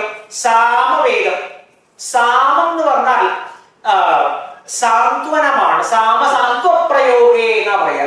സാമസാന്ത്വപ്രയോഗ, സാന്ത്വനമാണ് സാമം. അതുകൊണ്ടാണ് ഭഗവാൻ ഗീതയിൽ പറഞ്ഞിട്ടുള്ളത് വേദാനാം സാമവേദോസ്മി. വേദാനാം അഹം സാമവേദ. വേദങ്ങളിൽ ഞാൻ സാമവേദ സാമവേദമാണ് എന്ന് പറഞ്ഞത് സാക്ഷാൽ ഭഗവാൻ നാരായണനാണ്. ത്വരപ്പിക്കുന്ന ജ്ഞാനങ്ങളുടെ സമുച്ചയമാണ് സാമവേദം. അപ്പൊ ഈ ലോകത്തുള്ള എല്ലാ സാന്ത്വന വിദ്യകളും സാന്ത്വന പ്രവൃത്തിയും സാമവേദീയമാണ് എന്നർത്ഥം. അഥർവവേദം. പിന്നെ നേരെ നമ്മൾ ഗായത്രിയിലേക്ക് പ്രവേശിക്കാൻ പോവാണ്. അതിന്റെ അനുഷ്ഠാനം തുടങ്ങിയിട്ടുള്ള കാര്യങ്ങളിൽ പ്രവേശിക്കാൻ പോവാണ്. വേദമന്ത്രങ്ങൾക്ക് വേദമന്ത്രങ്ങളാണ്. മന്ത്രത്തിന് പല വ്യാഖ്യാനങ്ങളുണ്ട്. അതിൽ പറയും മനനാഥ്, ത്രായത, അങ്ങനെ പലത് പറയും. ശരി, ആവട്ടെ. വേദമന്ത്രത്തിലേക്ക് പ്രവേശിക്കുവാൻ ശ്രദ്ധിക്കണേ, 3 വാതിലുകളുണ്ട്. ശരി, അപ്പോ വേദമന്ത്രത്തിലേക്ക് കടക്കാൻ 3 ദ്വാരങ്ങളുണ്ട്. അതിൽ ആദ്യത്തെ ദ്വാരത്തിന് പറയുന്ന പേരാണ് ഋഷി. രണ്ടാമത്തെ ദ്വാരമാണ് ഛന്ദ. 3 ദ്വാരങ്ങൾ: ഋഷി, ഛന്ദ, ദേവത. ഛന്ദ എന്നുള്ളതിന് മലയാളത്തിൽ ഛന്ദസ് എന്നാണ് പറയുന്നത്. അത് ഓരോന്നായിട്ട് എന്താണെന്ന് നോക്കാം. ഋഷയോ മന്ത്രദ്രഷ്ടാര, മന്ത്രത്തെ കാണുന്ന കണ്ണാണ് ഋഷി. മന്ത്രം എല്ലായ്പ്പോഴും ഉണ്ട്, വേദം എല്ലായ്പ്പോഴും ഉണ്ട്, അതിനെ കാണുന്നില്ല. ആരാണോ കാണുന്നത് അവന് പറയുന്ന പേര് ഋഷി. ഋഷയോ മന്ത്രദ്രഷ്ടാര. ഋഷി എന്ന് പറഞ്ഞാൽ മന്ത്രത്തെ കണ്ടെത്തിയവനാണ്, മന്ത്രത്തെ സാക്ഷാത്കരിച്ചവനാണ് എന്ന് അർത്ഥം. 2 ഛന്ദസ്. യത് അക്ഷരപരിമാണം തച്ഛന്ദഃ. അക്ഷരങ്ങളുടെ അളവിന് പറയുന്ന പേര് ഛന്ദസ്. ഛന്ദസ്. അസ്യ ശ്രീ ലളിതാ സഹസ്രനാമ സ്തോത്ര മാലാ മന്ത്രസ്യ വശിന്യാദി വാഗ്ദേവതാ ഋഷയഃ അനുഷ്ഠു ഛന്ദഃ. മനസ്സിലായി? ഛന്ദസ്. അപ്പോ ഓരോരോ മന്ത്രങ്ങൾക്കും ഛന്ദസ്സുണ്ട്. അപ്പോ എത്ര അക്ഷരങ്ങളെ കൊണ്ടും എത്രയെത്ര പാദങ്ങളെ കൊണ്ടുമാണ് മന്ത്രങ്ങൾ ഉണ്ടായിട്ടുള്ളത് എന്നതിന്റെ അടിസ്ഥാനമാണ് ഛന്ദസ്. അതറിഞ്ഞാൽ മാത്രമാണ് മന്ത്രത്തിന്റെ ഏത് അക്ഷരപരിമാണം. ശ്രദ്ധിക്കുക. ഇപ്പോൾ ഗായത്രി മന്ത്രത്തിന് പറയും, ഗായത്രി മന്ത്രത്തിന്റെ ഛന്ദസ് ഗായത്രിയാണ്. എന്താ ഛന്ദസ്? ഗായത്രി. ഗായത്രി എന്ന് പറഞ്ഞാൽ 8 അക്ഷരങ്ങൾ വീതമുള്ള 3 പാദങ്ങളാണ് ഗായത്രി ഛന്ദസ്. തത് തത് സ വി തുർ വരേണ്യം ഭർഗോ ദേവസ്യ ധീമഹി ധിയോ യോ നഃ പ്രചോദയാത്. 3:24. മനസ്സിലായല്ലോ? അപ്പൊ അനുഷ്ടുപ്പ് എന്ന് പറഞ്ഞില്ലേ, അതിന് 32 അക്ഷരങ്ങൾ വരും. ശ്രീ മാത ശ്രീ മഹാരാജ്ഞി ശ്രീമത് സിംഹാസനേശ്വരി ചീദഗ്നി കുണ്ഠ സംഭൂത ദേവ കാര്യ സമുദ്യത. ആയോ? 4:32. വ്യക്തമായോ? 24 അക്ഷരമായ ഗായത്രി, 32 അക്ഷരമായ അനുഷ്ടുപ്പ്, അങ്ങനെ 48 അക്ഷരങ്ങൾ വരെയുള്ള മന്ത്രങ്ങളുണ്ട്. അതിന്റെ അളവിനെ പഠിപ്പിക്കുന്നതാണ് ഛന്ദസ്. വ്യക്തമായോ? ഒരർത്ഥം. രണ്ടാമത് അർത്ഥം കൂടിയുണ്ട്. ഛാദയതി ഇതി ഛന്ദ. ഛാദനം ചെയ്യുക, മറയ്ക്കുക. ആച്ഛാദനം ചെയ്യുക, മൂടുക. അല്ലെ? ഛാദനം ചെയ്യുക, മറയ്ക്കുക എന്നർത്ഥം. അപ്പോ ആ അർത്ഥത്തിൽ ഛന്ദസ് എന്നതിന് മലയാളത്തിൽ പറയുന്ന പേരാണ് മറ. വേദങ്ങൾക്കും ഛന്ദസ് എന്നൊരു പേരുണ്ട്. വേദങ്ങൾക്കും ഛന്ദസ് എന്നൊരു പേരുണ്ട്. എന്താണെന്നറിയോ? ഇനി അല്പം ദാർശനികമായ ഒരു കാര്യം പറയാം. വേദമന്ത്രങ്ങൾ ഏതോ ചില അറിവുകളെ ആവിഷ്കരിക്കുന്ന ദിവ്യ ശബ്ദ സമുച്ചയമാണ്. എന്നാൽ പ്രത്യക്ഷത്തിൽ ഇത് കാണാനും പറ്റില്ല. അപ്പോൾ അറിവിനെ ഒളിപ്പിച്ചു വെച്ചിരിക്കുന്നത് എങ്ങനെയാണ്? അക്ഷരങ്ങളെ കൊണ്ടാണ്. അക്ഷരങ്ങളെ കൊണ്ടാണ് അറിവിനെ ഒളിപ്പിച്ചു വെച്ചിരിക്കുന്നത്. അങ്ങനെ അറിവിനെ ഒളിപ്പിച്ചു വെച്ചിരിക്കുന്നത് എന്ന അർത്ഥത്തിൽ ഛന്ദസ്, മറ എന്ന വേദങ്ങൾക്കും അർത്ഥം. വ്യക്തമായോ? ഇനി മലയാളത്തിന്റെ അമ്മയായ തമിഴിലും മലയാളത്തിലും വേദങ്ങളുടെ പര്യായങ്ങളിലൊന്നാണ് മറ. സംശയമുണ്ടോ? കർക്കിടകത്തിൽ രാമായണം ചൊല്ലാറുണ്ട്. കർക്കിടകത്തിൽ മാത്രം ചൊല്ലേണ്ടതാണ് എന്നൊക്കെ ആരൊക്കെയോ പഠിപ്പിച്ചിട്ടുണ്ട്. ശരി ശരി, അതിൽ പറയും തുടക്കത്തിൽ നാൻമറ നേരായ ശ്രീരാമായണം ചമയ്ക്കയാൽ നാൻമുഖനുള്ളിൽ ബഹുമാനത്തെ വളർത്തൊരു വാൽമീകിയാം മുനിശ്രേഷ്ഠന് നമസ്കാരം എന്ന എഴുത്തച്ഛൻ വാൽമീകിയെ നമസ്കരിച്ചുകൊണ്ടാണ് രാമായണം തുടങ്ങുന്നത്.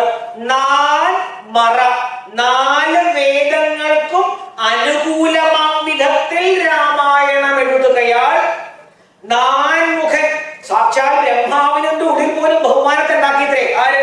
വാൽമീകി. അങ്ങനെയുള്ള വാൽമീകിക്ക് നമസ്കാരം എന്നാണ് ആര് പറയണത്? എഴുത്തച്ഛൻ പറയണത്. അപ്പൊ നാൻമറ മനസ്സിലായോ? ദേവത, മന്ത്രാത്മാനോ ദേവത.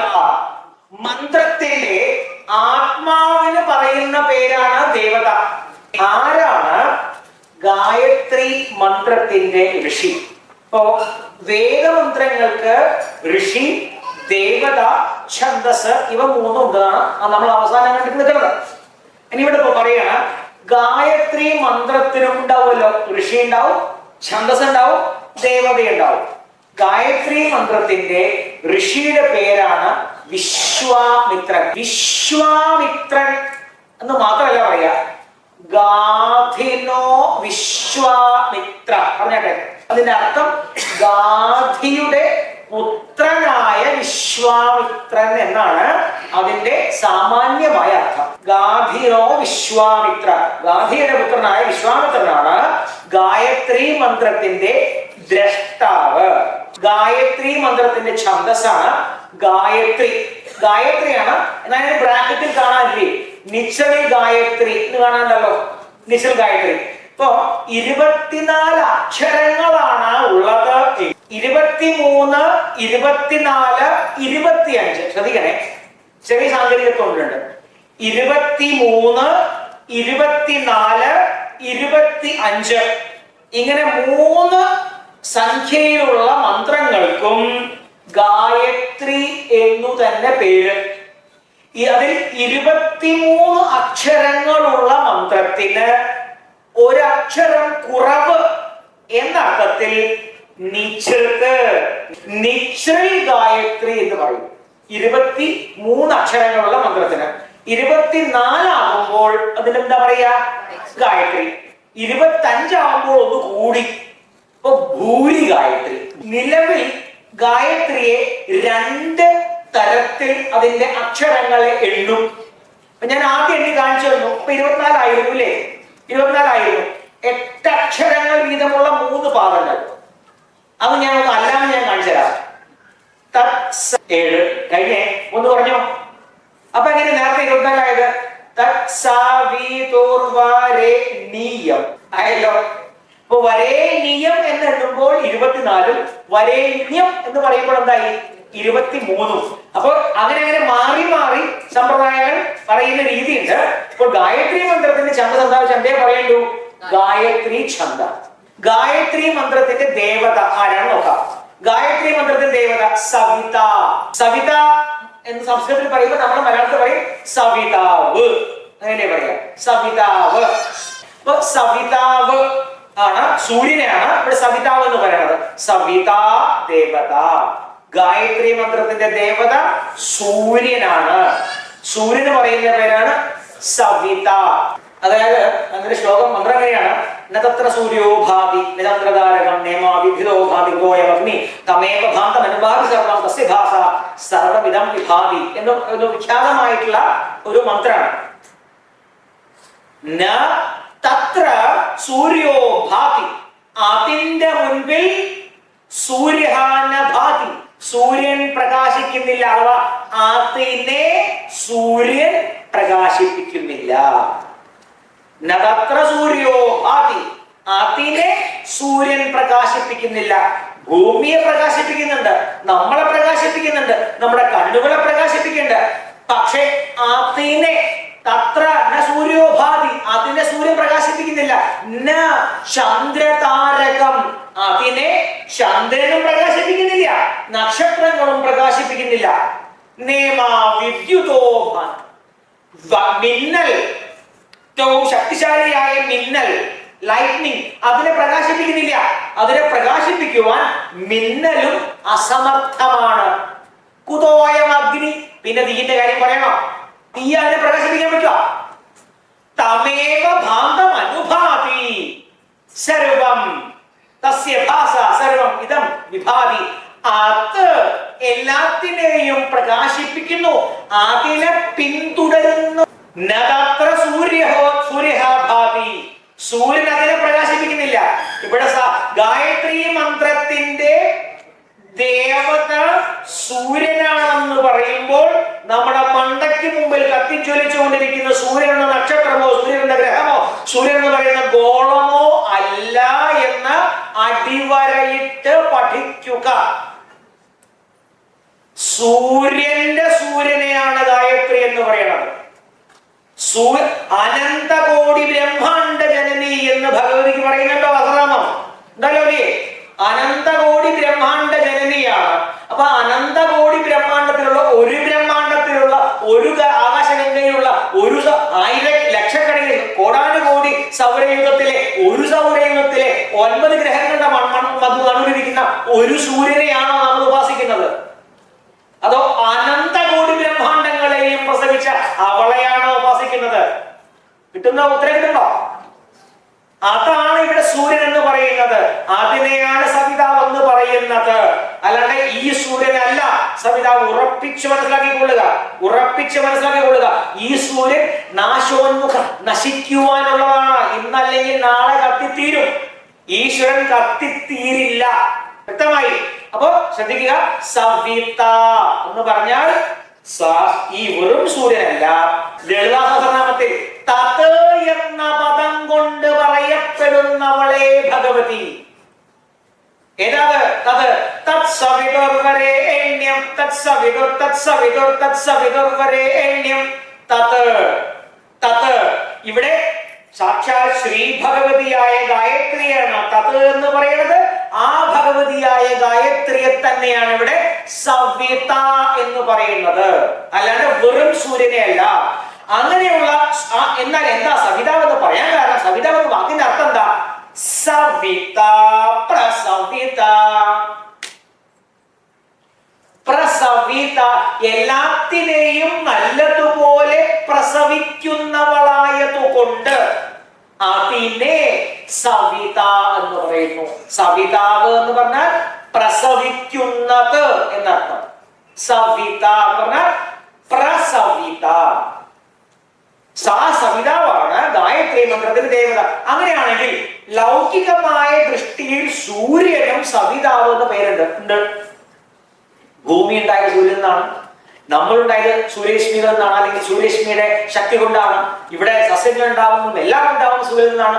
അപ്പോൾ ഈ ഭൂമിയിലുള്ള എല്ലാത്തിനെയും സൃഷ്ടിക്കുവാൻ പ്രാഥമികമായ കാരണം സൂര്യനായതുകൊണ്ട് സൂര്യനെയും പ്രസവിത എന്ന ലൗകികോക്തി കൊണ്ട് സൂര്യഗായത്രി എന്നൊക്കെ പറയാറുണ്ട്. അങ്ങനെ പറയാം, തെറ്റൊന്നുമില്ല.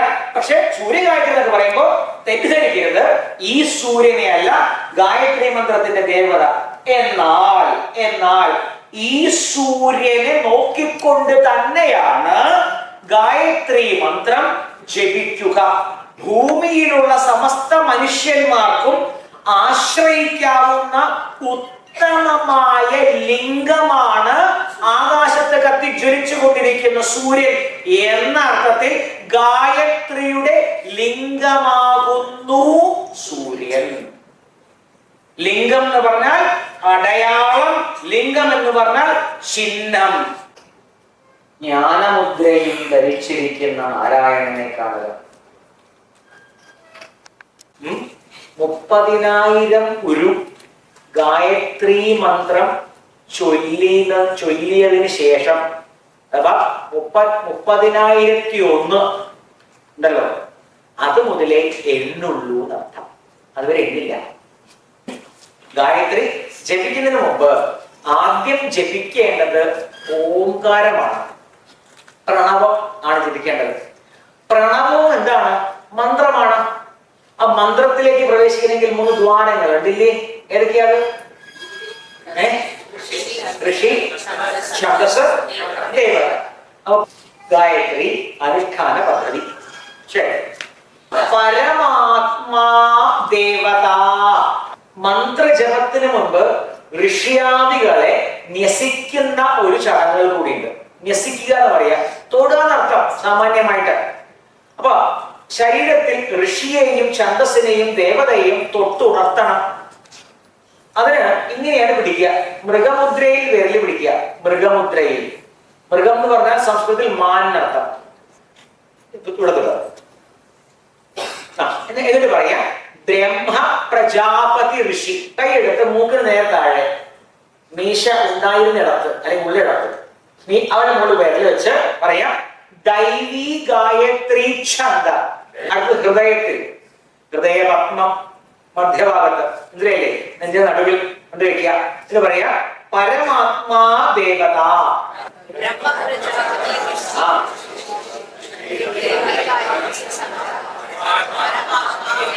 ഒന്നുകൂടി. ഇപ്പൊ ഋഷിയായി, ഛന്ദസായി, ദേവതയായി. ഇനി എന്താ വേണ്ടത്? മന്ത്രം ചൊല്ലണം. ഇവിടെ ഈ പ്രണവം 2 തരത്തിലാണ് ചൊല്ലേണ്ടത്. സാമാന്യമായി ഓം എന്ന് പറഞ്ഞാൽ തന്നെ മതി. എന്നാൽ 2 പ്രകാരത്തിൽ ചൊല്ലിയാൽ ഇതിന് ഫലം കൂടുതലാണ്. ഗായത്രി ജപത്തിനു മുൻപും ഗായത്രി ജപത്തിന് ശേഷവും പ്രണവം ജപിക്കണം. 108 പ്രണവം ജപിച്ചതിന് ശേഷമേ ഗായത്രി ജപിക്കാവൂ. ഗായത്രി മന്ത്രം ജപിക്കുന്നതിന് മുൻപ് പ്രണവം ചൊല്ലുന്നത് ഇങ്ങനെയാണ് ഉത്തമം. അതായത് ഇങ്ങനെ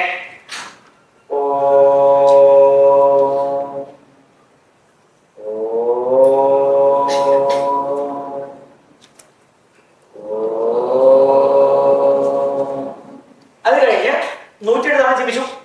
ജപം അവസാനിപ്പിക്കണം. ജപം അവസാനിപ്പിക്കുമ്പോഴും എന്ത് വേണം? ഛന്ദസ് തുടങ്ങണം. പറഞ്ഞോളൂ.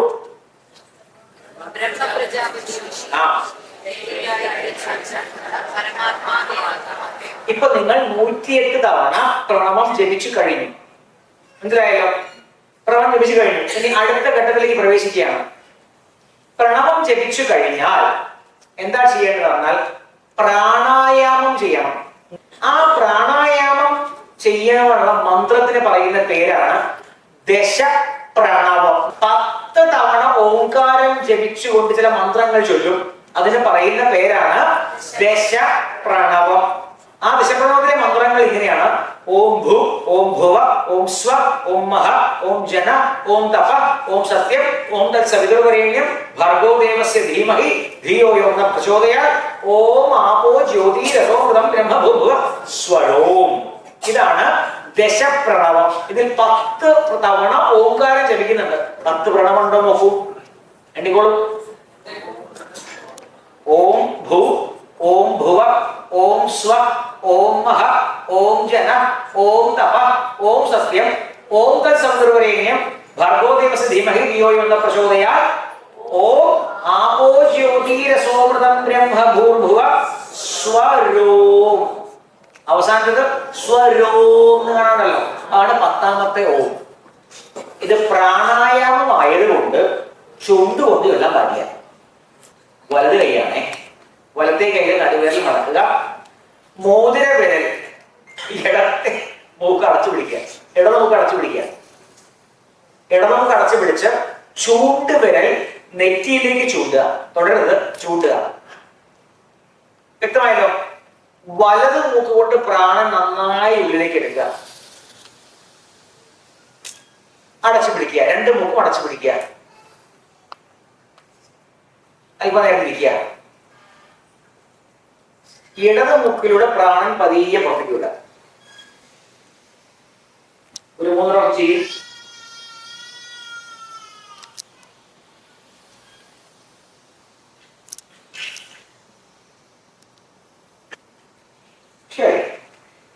ഇങ്ങനെയാണ് പ്രാണായാമം ചെയ്യേണ്ടത്. അടച്ചു പിടിച്ച് വായു മുഖം കടന്നു പിടിച്ചു. അടച്ചു പിടിച്ച് പ്രാണൻ ഇപ്പൊ എവിടെയാണുള്ളത്? ഉള്ളിലാണുള്ളത് അല്ലെ? ഉള്ളിൽ പ്രാണനെ നിർത്തിയിട്ട് ദശപ്രണവം മൗനമായി ചൊല്ലുക. വ്യക്തമായല്ലോ? എന്നാ പിന്നെ പിടിച്ചോളൂ, മന്ത്രം ഞാൻ ചൊല്ലി തരാം. നിങ്ങൾ മനസ്സിലേറ്റുമില്ല മതി, ചുണ്ടാക്കരുത്. നിങ്ങൾ മനസ്സിലേറ്റുമില്ല. പ്രാണൻ എടുക്കുക, വലത് മുമ്പോട്ട് പ്രാണൻ എടുക്കുക, അടച്ചു പിടിക്കുക. മന്ത്രം ഞാൻ ചൊല്ലുന്നവരും ഏറ്റുമില്ല മനസ്സിൽ. ഓം ഭൂ, ഓം ഭുവ, ഓം സ്വ, ഓം മഹ, ഓം ജന, ഓം തപ, ഓം സത്യം, ഓം തത്സവിതുർവരേണ്യം ഭർഗോ ദേവസ്യ ധീമഹി ധിയോ യോ നഃ പ്രചോദയാത്. ഓം ആപോ ജ്യോതി രസോമൃതം ബ്രഹ്മ ഭൂർ ഭുവ സ്വരോ. ഇടനോക്കിയുടെ പ്രണവിട. ഇതിനെയാണ് പ്രാണഭയം എന്ന് പറയുന്നത്. ഇതിനെയാണ് പ്രാണഭയം എന്ന് പറയുന്നത്. പ്രാണന് മനസ്സിലായി ഇവൻ അല്ലെങ്കിൽ ഇവൾ എന്റെ പിടുത്തത്തിൽ നിന്നും രക്ഷപ്പെടാനുള്ള വഴി നോക്കുകയാണ്. പരമപ്രാണനായ ഭഗവതിയിലേക്കും അവൻ ഉദിച്ചുകൊണ്ടിരിക്കുകയാണ് എന്ന് പറയുമ്പോൾ പ്രാണന് ഭയം വരും. ആ ഭയത്തിന് പറയുന്ന പേരാണ് പ്രാണഭയം. ആ പ്രാണഭയത്തെ മറികടക്കുന്നതാണ് പ്രാണായാമം. പ്രാണായാമം ആര് കൃത്യമായി ചെയ്യുന്നു അവന് പ്രാണഭയം ഉണ്ടാവില്ല. ഉറപ്പ്. പ്രാണഭയം അവനെ ഭയപ്പെടും. ഇതാണ് ഭാഗവതത്തിൽ പറയുന്നത്. ആപന്ന സംസ്കൃതിം ഘോരാന്യൻ നാമ ദിവശോ ഗൃണൻ തതസഭ്യോ വിമുച്യതേ യദ്ധിഭേതി സ്വയം ഭയം. ഭയമാരെ ഭയപ്പെടുന്നുവോ എന്ന് എന്താ പറയാ? 10 തവണ ഈ പ്രാണായാമം ചെയ്യുന്നത് ഉത്തമം. മനസ്സിലായല്ലോ?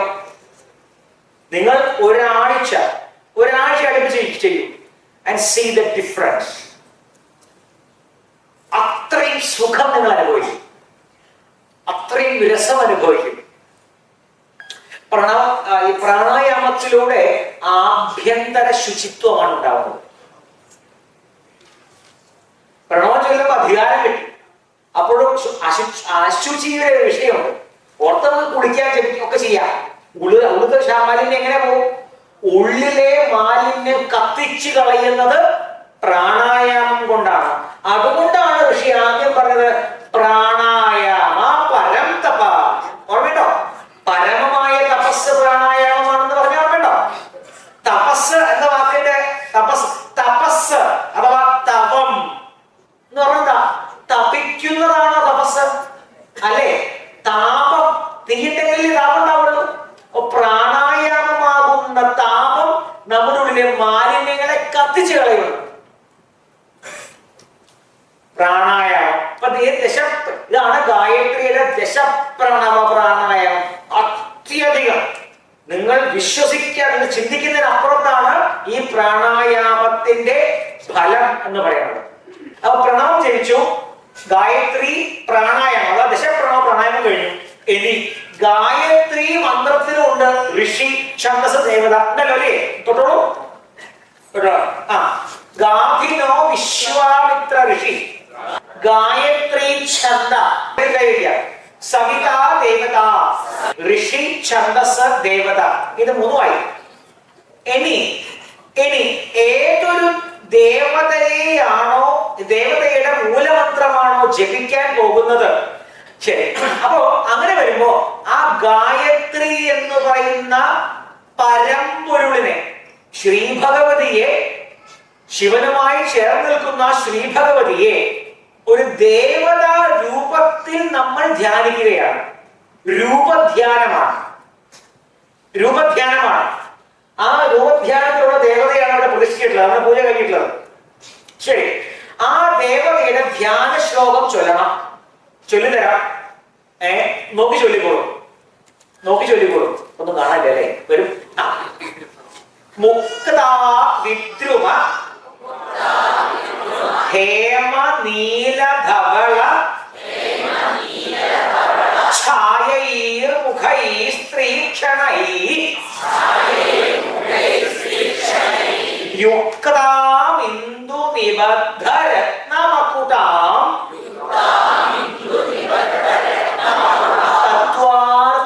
തത്വാർത്ഥവർണാത്മികാം ഗായത്രീം വരദാഭയാങ്കുശകശാ ശുഭ്രം കപാലം ഗുണം ചക്രം ശംഖമധാരവിന്ദയുഗളം ഹസ്ത. അപ്പൊ ഈ ധ്യാന ശ്ലോകം ചൊല്ലി ഭഗവതിയെ ഹൃദയത്തിൽ പ്രതിഷ്ഠിച്ചു. ധ്യാനത്തിൽ ഭഗവതിയെ ഹൃദയത്തിൽ കണ്ടു.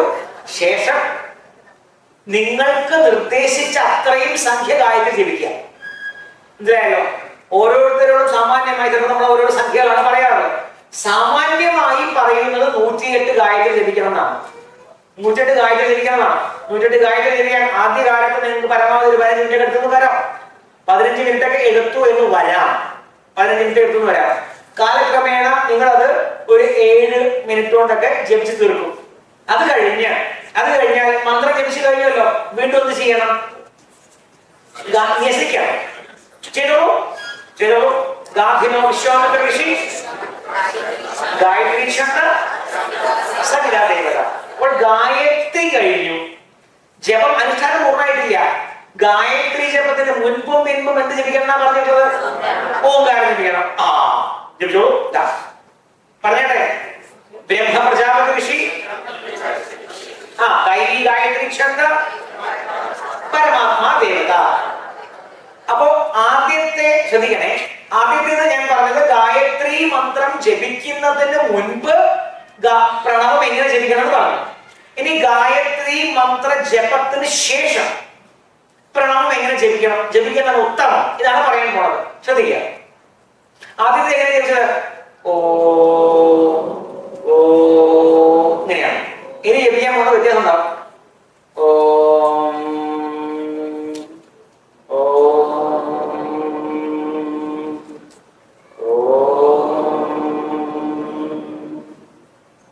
മനസ്സിലായി?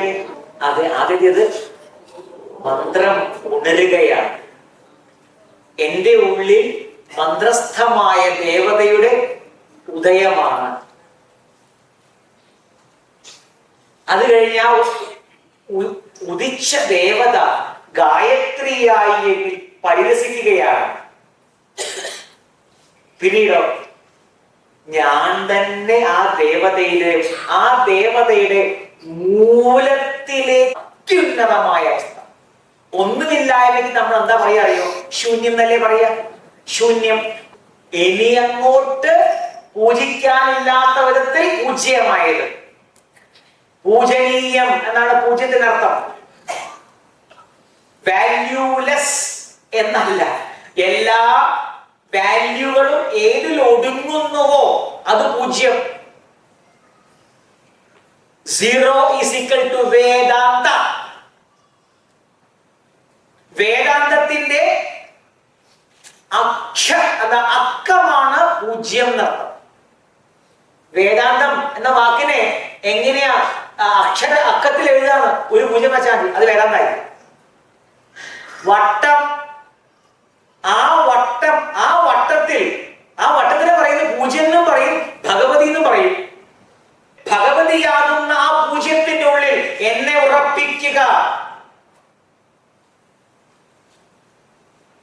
ഭഗവതിക്ക് ഏറ്റവും പ്രിയപ്പെട്ടവനാക്കുക. ഭഗവതിയെ ആശ്ലേഷിക്കുന്നവനായി തീരാനല്ല പ്രാർത്ഥിക്കേണ്ടത്. ഭഗവതിയാൽ ആശ്ലേഷിക്കപ്പെടുന്നവളാകുവാനാണ് പ്രാർത്ഥന. അപ്പൊ ഭഗവതിയുടെ ആശ്ലേഷം എങ്ങനെയായിരിക്കും? ഇതൊക്കെ ഭാവന വേണം. നന്നായി ഭാവന ചെയ്യാൻ സാധിക്കണം എന്നാണ്. അതാണ് ഭവാനി ഭാവനാഗമ്യ. നല്ലതുപോലെ ഭാവന ചെയ്യാൻ അറിയുന്നവർക്ക് മാത്രമേ അനുഭവിക്കാൻ സാധിക്കുള്ളൂ. ഇതിനെ വേദം പറയും യം കാമയേ തം തം ഉഗ്രം കൃണോമി. വേദത്തിലെ മന്ത്രമാണ്. ഞാൻ ആരെ കാമിക്കുന്നുവോ, ഭഗവതി പറയണം യം കാമ കൃണോമി, ഞാൻ അവരെ ഉഗ്രന്മാരാക്കി മാറ്റുന്നു.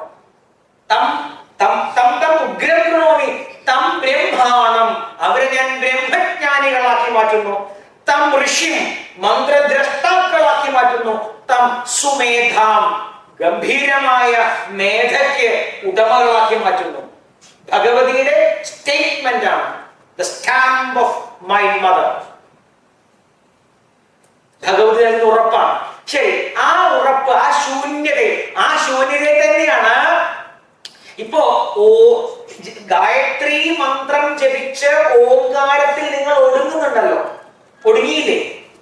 ഒടുങ്ങുന്ന ആ അവസ്ഥയുണ്ടല്ലോ, ആ ഒടുങ്ങിയത് എവിടെയാ? ബിന്ദുവിലാ ഒടുങ്ങിയത്. ആ ബിന്ദുവിൽ നിങ്ങൾ എപ്പോൾ ഒടുങ്ങിയോ ആ ബിന്ദുവിന് പറയുന്ന പേരാണ് ശിവശക്തി ഐക്യസ്വരൂപിണി. ശ്രീചക്രത്തിന്റെ മേരുവിൽ കാണുന്ന ബിന്ദു ഉണ്ടല്ലോ, ആ ബിന്ദുവാണിപ്പോൾ ഞാൻ. അപ്പോൾ എന്റെ ശരീരം എന്തായി?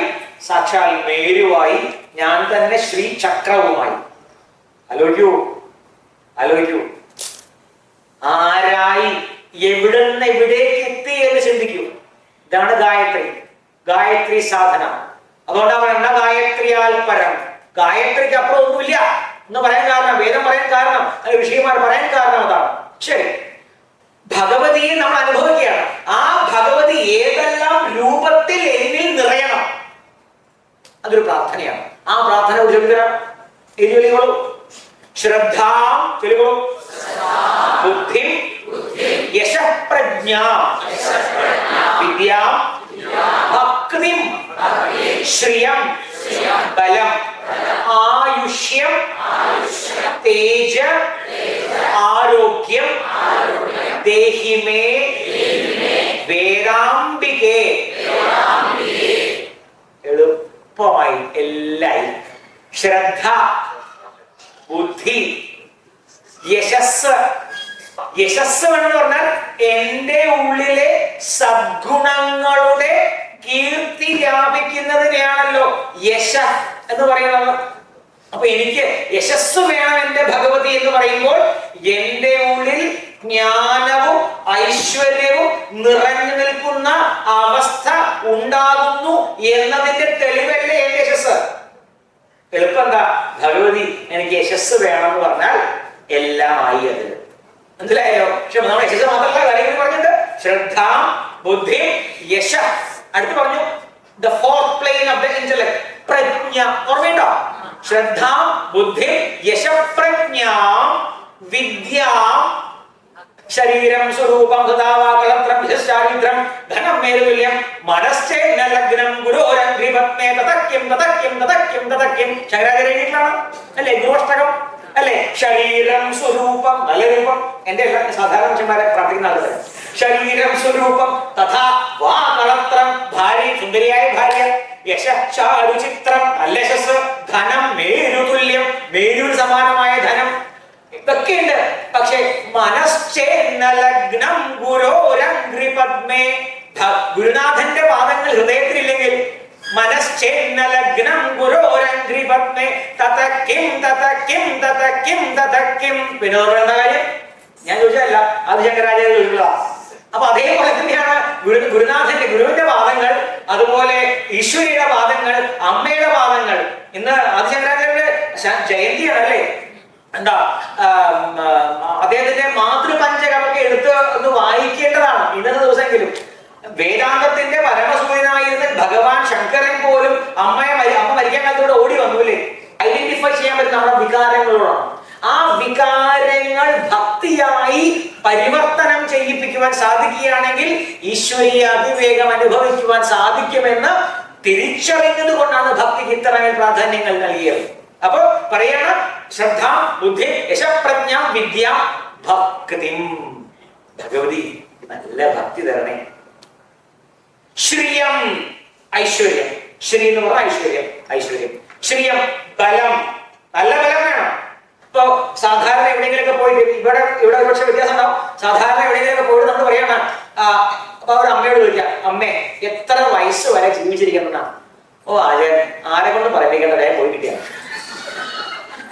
മറ്റുള്ളവർക്ക് ബുദ്ധിമുട്ടുണ്ടാക്കേണ്ട പോയി കിട്ടിയാണ്.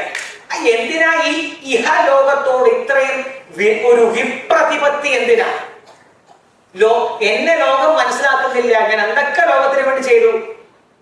അപ്പൊ നമ്മൾ പറയാം, ലോകമേ എന്നെ നീ സദാ മനസ്സിലാക്കിക്കോളാം. നിങ്ങളാരാ നീ? അല്ല ഞാനാരാ? എല്ലാവരും എന്നെ മനസ്സിലാക്കണം. എന്നെ ആരും മനസ്സിലാക്കുന്നില്ല, ഞാൻ വിലപിക്കുന്നത്. എന്തൊരു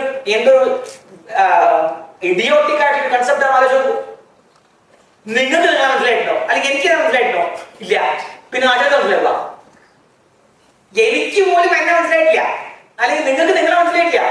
അല്ല, എനിക്ക് എന്താ അറിയാം, 4 ചോദ്യം ചോദിച്ചാൽ തീർന്ന കാര്യമുള്ളൂ. അപ്പോ ലോകം എന്നെ മനസ്സിലാക്കുന്നില്ല എന്ന് വിലപിക്കുന്നതിൽ എന്തർത്ഥം? ഇവിടെ വേദം പറയാണ്, പശ്യേമ ശരദ ശതം, 100 വർഷം കണ്ടുകൊണ്ട് ജീവിക്കണം. ജീവേമ ശരദ ശതം, 100 വർഷം ജീവിച്ചിരിക്കണം. ശൃണുയാമ ശരദ ശതം, നല്ല കേൾവി ശക്തിയോടുകൂടി 100 വർഷം ജീവിച്ചിരിക്കണം.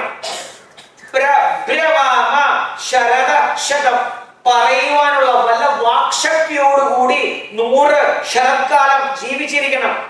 അദീന സ്യാമ ശരദ ശതം, യാതൊരു ദീനതയുമില്ലാതെ രോഗങ്ങളില്ലാതെ 100 വർഷം ജീവിച്ചിരിക്കണം. ഭൂയശ്ച ശരദഃ ശതാത്, 100 വർഷം കഴിഞ്ഞ് ജീവിച്ചിരിക്കണം.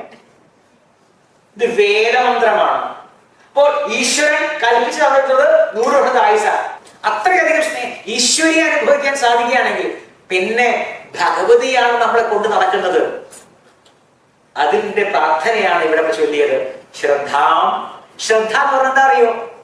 ശ്രദ്ധ എന്ന് പറഞ്ഞാൽ ശ്രദ്ധ എന്ന് പറഞ്ഞാൽ വേദം, സത്യം എന്നർത്ഥം.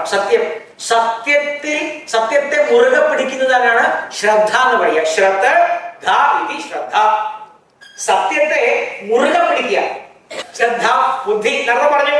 യശസ്, പ്രജ്ഞ, വിദ്യ, ഭക്തി, ശ്രിയം, ബലം, ആയുഷ്യം, തേജസ്, ആരോഗ്യം.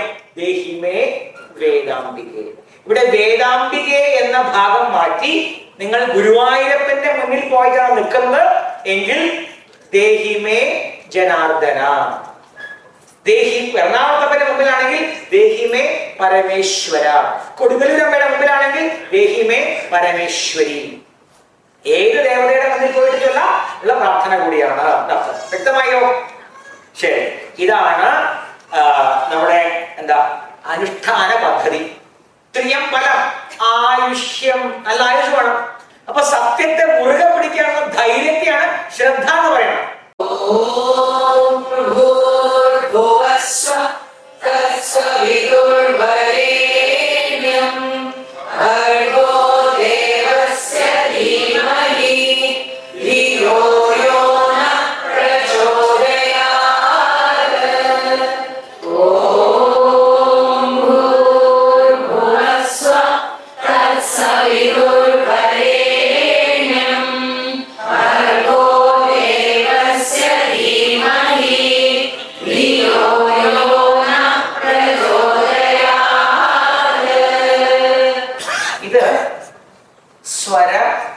സഹിതമുള്ള വേദങ്ങൾക്ക് വേദമന്ത്രങ്ങൾ ചൊല്ലാൻ സ്വരങ്ങൾ വേണം.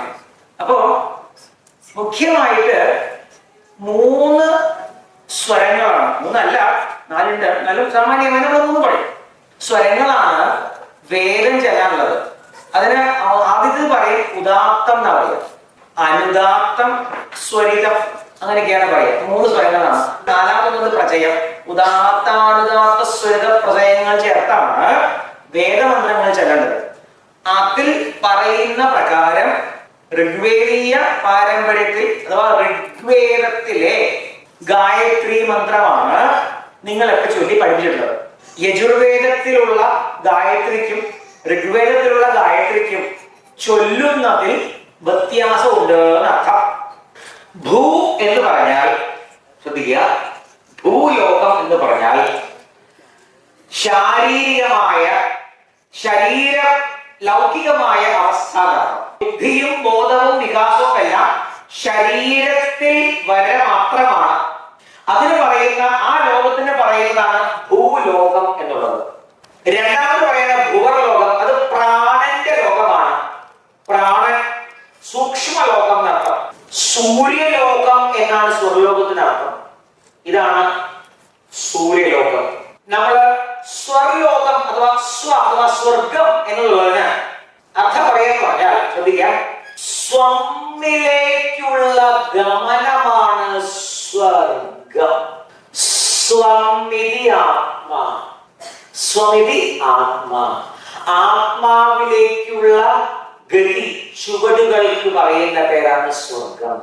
എന്റെ ചുവടുകൾ സ്വം, ആത്മാവിലേക്കാണ് എന്റെ ചുവട്, ജ്ഞാനമാകുന്ന പരമാത്മാവിലേക്കാണ് എന്റെ ചുവടെങ്കിൽ ആ ചുവടുകൾ പല വിശേഷമായ അനുഭവങ്ങളിലൂടെ നമ്മെ കൊണ്ടുപോകും. ഭൂതികൾ പ്രദാനം ചെയ്യുന്ന ലോകത്തിനെയാണ് സ്വ എന്ന് പറയുന്നത്. ഭൂലോകം, ഭൂവർലോകം, സ്വർലോകം. അതിന് വ്യാഹൃതി എന്ന് പറയാം.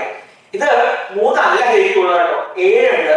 ഭൂ, ഭുവ, സ്വ, മഹ, ജന, തപ, സത്യം. നേരത്തെ പ്രാണായാമം ചൊല്ലി ഓർമ്മയുണ്ടോ? ഇല്ലേ? 7 ലോകങ്ങളാണ്. ഇത് ശരീരത്തിന്റെ നട്ടെല്ലിന് കീഴെയുള്ള മൂലാധാരം എന്ന ഇടം മുതൽ 7 ചൂടുകൾ മുകളിലേക്ക്.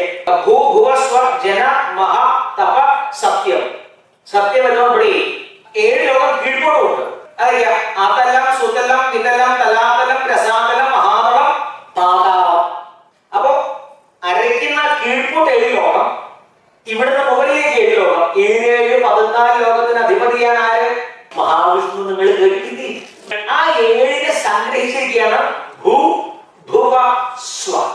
ശരി, എന്നിട്ട് പറയാണ് ദേവസ്യ സവിതുഹു, സവിതാവായ ദേവൻ. അർത്ഥം ഞാൻ പറഞ്ഞു, സവിത, പ്രസവിത, സവിതാവായ ദേവന്റെ ആ വരേണ്യം ഭർഗഃ.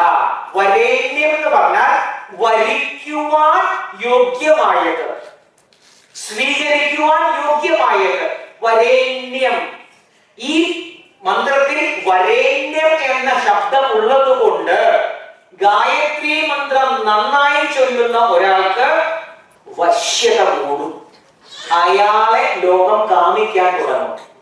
ലോകം, ദേവതകൾ നിങ്ങളുടെ അടുത്തേക്ക് എത്തുമെന്നർത്ഥം. വരേണ്യം ശബ്ദം മറക്കണ്ട കേട്ടോ. വരിക്കുവാൻ യോഗ്യമായതിനെയാണ് നിങ്ങൾ വരിക്കുന്നത്. വരേണ്യം ഭർഗഃ. എന്താ ഈ ഭർഗം? ഭർഗ എന്ന് പറഞ്ഞ തേജസ്, അതായത് അനന്ത ശക്തികളോട് കൂടിയ തേജസ്സിനെയാണ് ഭർഗ എന്ന് പറയുന്നത്. ആ അനന്തമായ തേജസ് ഈശ്വരനിൽ നിന്നും ആവാഹിച്ച് പുരുഷൻ തന്റെ സ്ത്രീയിൽ നിക്ഷേപിച്ച് അവളുടെ ശരീരത്തിൽ അതൊരു ഭ്രൂണമായി വളരുമ്പോൾ നമ്മൾ ആ ഭർഗം എന്നതിനെ പേര് മാറ്റുന്നു, ഗർഭം എന്ന് പറയുന്നു. തേജസ്സാണ് ഗർഭം. അതുകൊണ്ട് ആ തേജസ്സിനെ അങ്ങനെ സംരക്ഷിക്കണം എന്നാ പറയാ. ശരി, വരേണ്യം ഭർഗഃ, അനന്തമായ ആ തേജസ്സിനെ ധീമഹി ഞങ്ങൾ ധ്യാനിക്കുന്നു, അഥവാ ഞാൻ ധ്യാനിക്കുന്നു, അഥവാ ഞാൻ വിചാരം ചെയ്യുന്നു. അപ്പൊ ആ തേജസ്സിനെ എങ്ങനെയാ അറിയുക, എങ്ങനെയാ ഭാവന ചെയ്യുക? അതുകൊണ്ട് സൂര്യൻ, മനസ്സിലായല്ലോ. തേജസ്സിനെ ധ്യാനിക്കണമെങ്കിൽ സൂര്യനെ ധ്യാനം നമുക്ക് ആരാ ഒരു ലിംഗ പ്രതീകമുള്ളത് അല്ലെ? ചിദഗ്നികുണ്ഡ സംഭൂത ദേവകായ സമുദ്യത ഉദ്യദ്ഭാനു സഹസ്രാഭ അല്ലെ? ഉദ്യദ്ഭാനു എത്ര സൂര്യൻ? 1000കണക്കിന് സൂര്യന്മാർ ഒന്നിച്ച് ഉദിച്ചുയർന്നതുപോലെയാണ് ചിദഗ്നികുണ്ഡത്തിൽ നിന്നും ഭഗവതി പുറത്തേക്ക് വന്നിട്ടുള്ളത്. അപ്പൊ ആ തേജസ്സിനെയാണ് ധ്യാനിക്കുന്നത്. ധീമഹി, ഞങ്ങൾ ധ്യാനിച്ച ആ തേജസ് ഉണ്ടല്ലോ, നഹ ധിയഃ, ഞങ്ങളുടെ ബുദ്ധിയെയും കർമ്മങ്ങളെയും, എന്റെ ജ്ഞാനത്തെയും എന്റെ പ്രവൃത്തികളെയും എന്റെ കർമ്മത്തെയും നല്ലതുപോലെ പ്രചോദനം ചെയ്യുമാറാകട്ടെ. ഇതാണ് ഗായത്രി മന്ത്രത്തിന്റെ സിംപ്ലസ്റ്റ് മീനിങ്.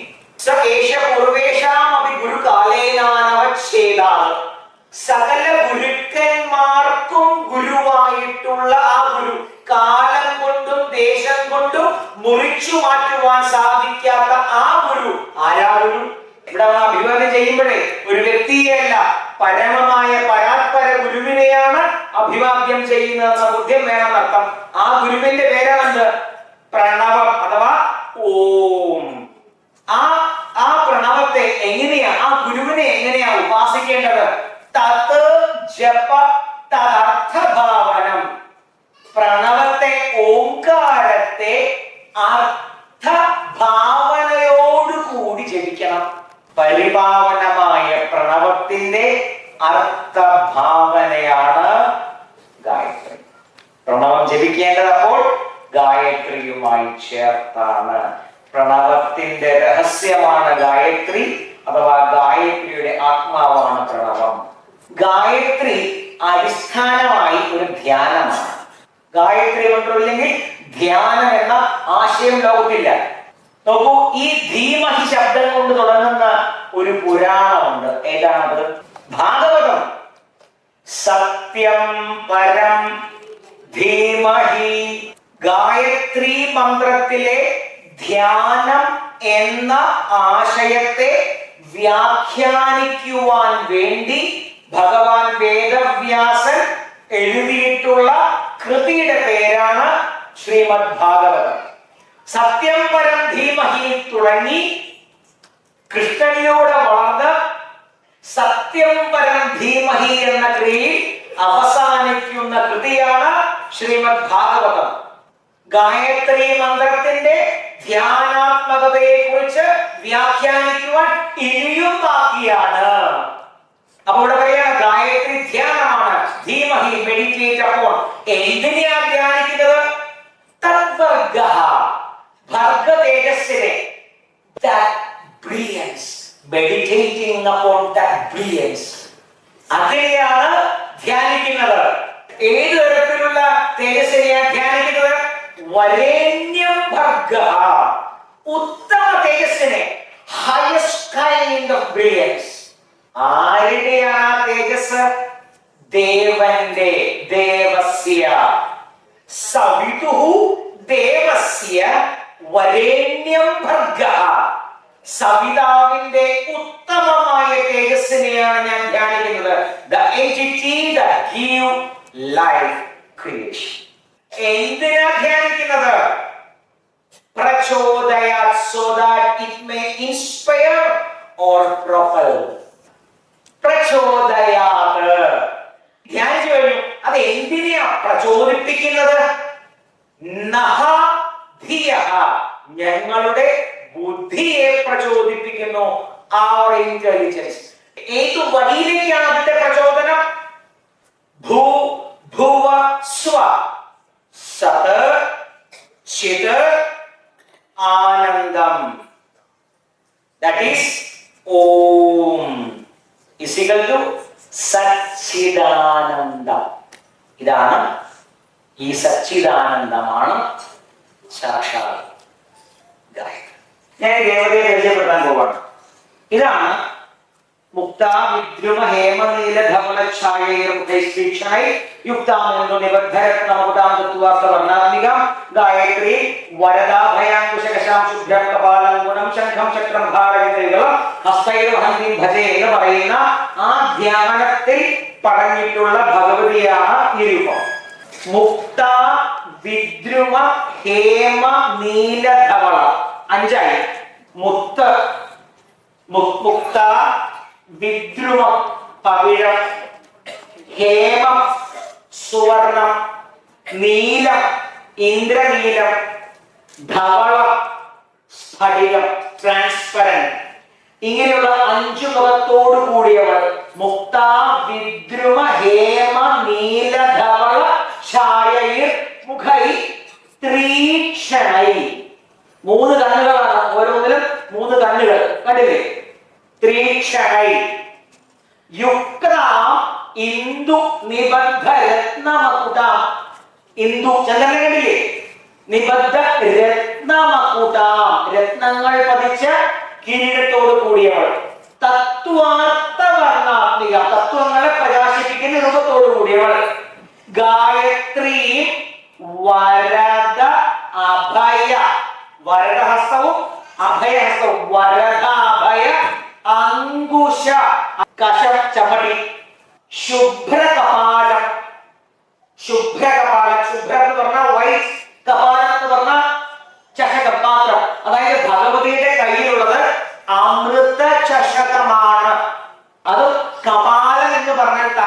എന്ന് പറയില്ലേ?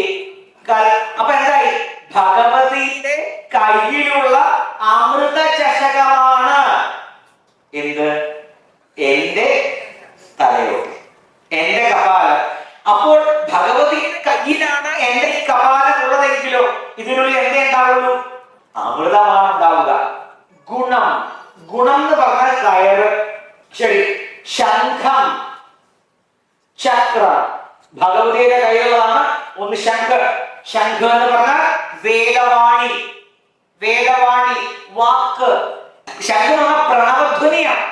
ശംഖ് ലോകത്തെ മുഴുവൻ ഉണർത്തുന്ന നാദമാണ് ശംഖ്. അതുപോലെ ഗായത്രിയെ ഉപാസിക്കുന്നവന്റെ വാക്കിനെ കേൾക്കാൻ ലോകം ചെവി കൂർപ്പിച്ചു നിൽക്കും എന്ന് സൂചിപ്പിക്കുന്നു ശംഖ്. ആരാണോ ഗായത്രിയെ ധ്യാനിക്കുന്നത്? എന്തിനാ ധ്യാനം? ധ്യേയ പദാർത്ഥവുമായി താതാത്മ്യം പ്രാപിക്കാനാണോ ധ്യാനം? ആണോ അല്ലയോ? യാതൊന്നിനെ ധ്യാനിക്കുന്നുവോ അതായി തീരാനാണോ ധ്യാനം? ആണേ. അപ്പോൾ ഇത് ആരാ? ഇത് ഏതൊരു രൂപമാണോ അതോ ഞാനാണോ? വ്യക്തമായി നിങ്ങളാണ്, നിങ്ങളാണ്.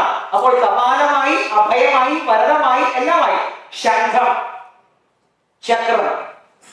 ചക്രത്തിന് എന്താ പറയാ? സുദർശന ചക്രം എന്നല്ലേ പറയാ, അല്ലെ? സുദർശനം ദർശനമാണ്, സുദർശന ചക്രമാണ്.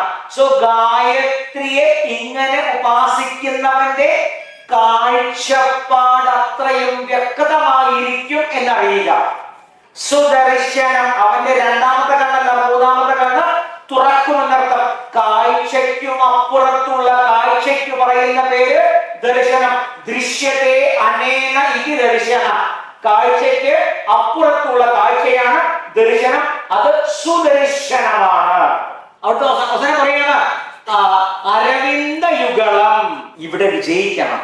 നോക്കൂ, എനിക്ക് ഈ ലോകത്ത് ഉള്ള സകല ഐശ്വര്യങ്ങളും വേണം. ആദ്യത്തെ താമരയാണ്. പക്ഷേ ഞാൻ അതുകൊണ്ട് മാത്രം തൃപ്തനല്ല. എനിക്ക് പരലോകത്തുള്ള ആത്മാവിന്റെ ലോകത്തുള്ള ആത്മജ്ഞാനമാകുന്ന ഐശ്വര്യവും എനിക്ക് വേണം. ഇത് രണ്ടുമാണ് ഭഗവതിയുടെ കയ്യിലിരിക്കുന്ന രണ്ട് താമര.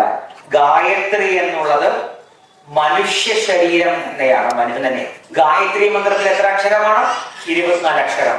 ആ 24 തത്വങ്ങൾ ചേർന്നതാണ് ഗായത്രി. അപ്പൊ ഈ 5 ജ്ഞാനേന്ദ്രിയങ്ങൾ, പിന്നെ 5 കർമ്മേന്ദ്രിയങ്ങൾ, 10 പ്രാണൻ, മനസ്സ്, ബുദ്ധി, ചിത്തം, അഹങ്കാരം. അതിന്റെ കൂടെ ആത്മാവും കൂടി ചേരുമ്പോൾ 25. ഇതാണ് സാഖ്യത്തിലൊക്കെ പറയുന്ന 25 അഥവാ പൂർണ്ണ പുരുഷൻ എന്നെല്ലാം പറയുന്നത്. വാൽമീകി എന്നുള്ള പേര്. എന്താ പേര്? വാൽമീകി. വാത്മീകി അല്ല, വാൽമീകി. വാൽമീകി, വാൽമീകി.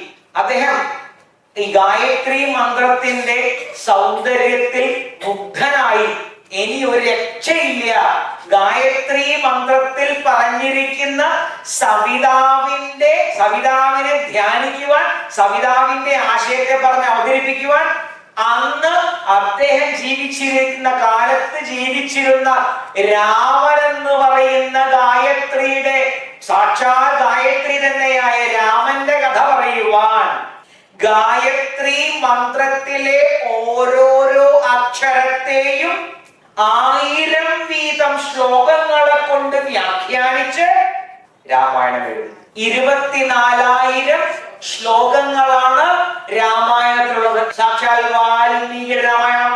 അതിൽ ആദ്യത്തെ ശ്ലോകം ഏതാണെന്ന് അറിയോ? പാഠശാലയിലുള്ളവർ മുണ്ടരുത്.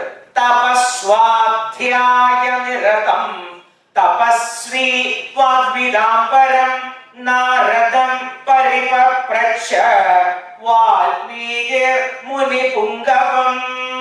ഇതാണ് വാൽമീകി രാമായണത്തിൽ 1ാമത്തെ ശ്ലോകം. തപസ്സിലും സ്വാധ്യായത്തിലും മുഴുകിയിരുന്ന ദേവഋഷിയായ നാരദ മഹർഷിയെ സമീപിച്ച് വാൽമീകി ഇങ്ങനെ ചോദിച്ചു. ഇതാണ് ആദ്യത്തെ ശ്ലോകം. ആദ്യത്തെ അക്ഷരേത സമ്മതിച്ചു. 1001ാമത്തെ ശ്ലോകത്തെ അക്ഷരം തുടങ്ങുന്ന ഏതാണെന്നറിയോ? സ. 2001 തുടങ്ങുന്നത് ഏതാണെന്നറിയോ? വാ.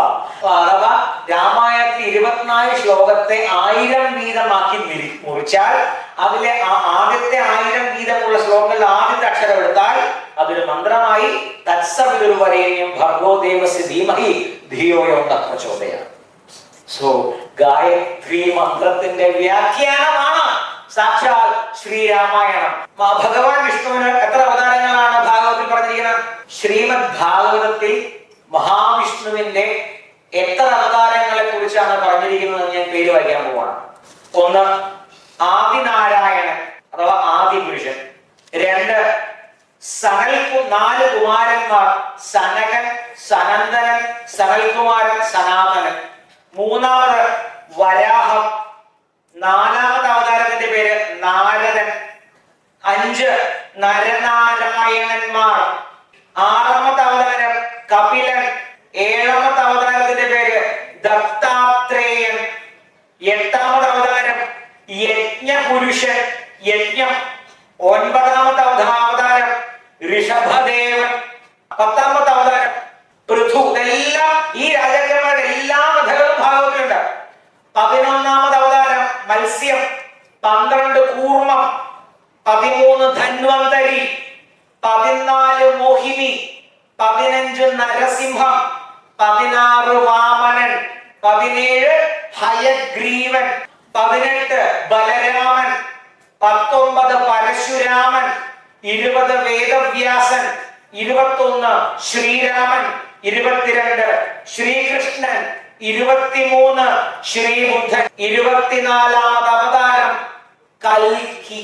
ശ്രീമദ് ഭാഗവതത്തിൽ ഗായത്രി മന്ത്രത്തിന്റെ ധീമഹി എന്ന ശബ്ദത്തെ വ്യാഖ്യാനിക്കുവാൻ വേണ്ടി എഴുതപ്പെട്ടിട്ടുള്ള ശ്രീമദ് ഭാഗവതത്തിൽ മഹാവിഷ്ണുവിന്റെ അവതാരങ്ങൾ 24 ഗായത്രി മന്ത്രത്തിലെ ഓരോരോ അക്ഷരങ്ങളുമാണ് മഹാവിഷ്ണുവിന്റെ ഓരോരോ അവതാരങ്ങൾ.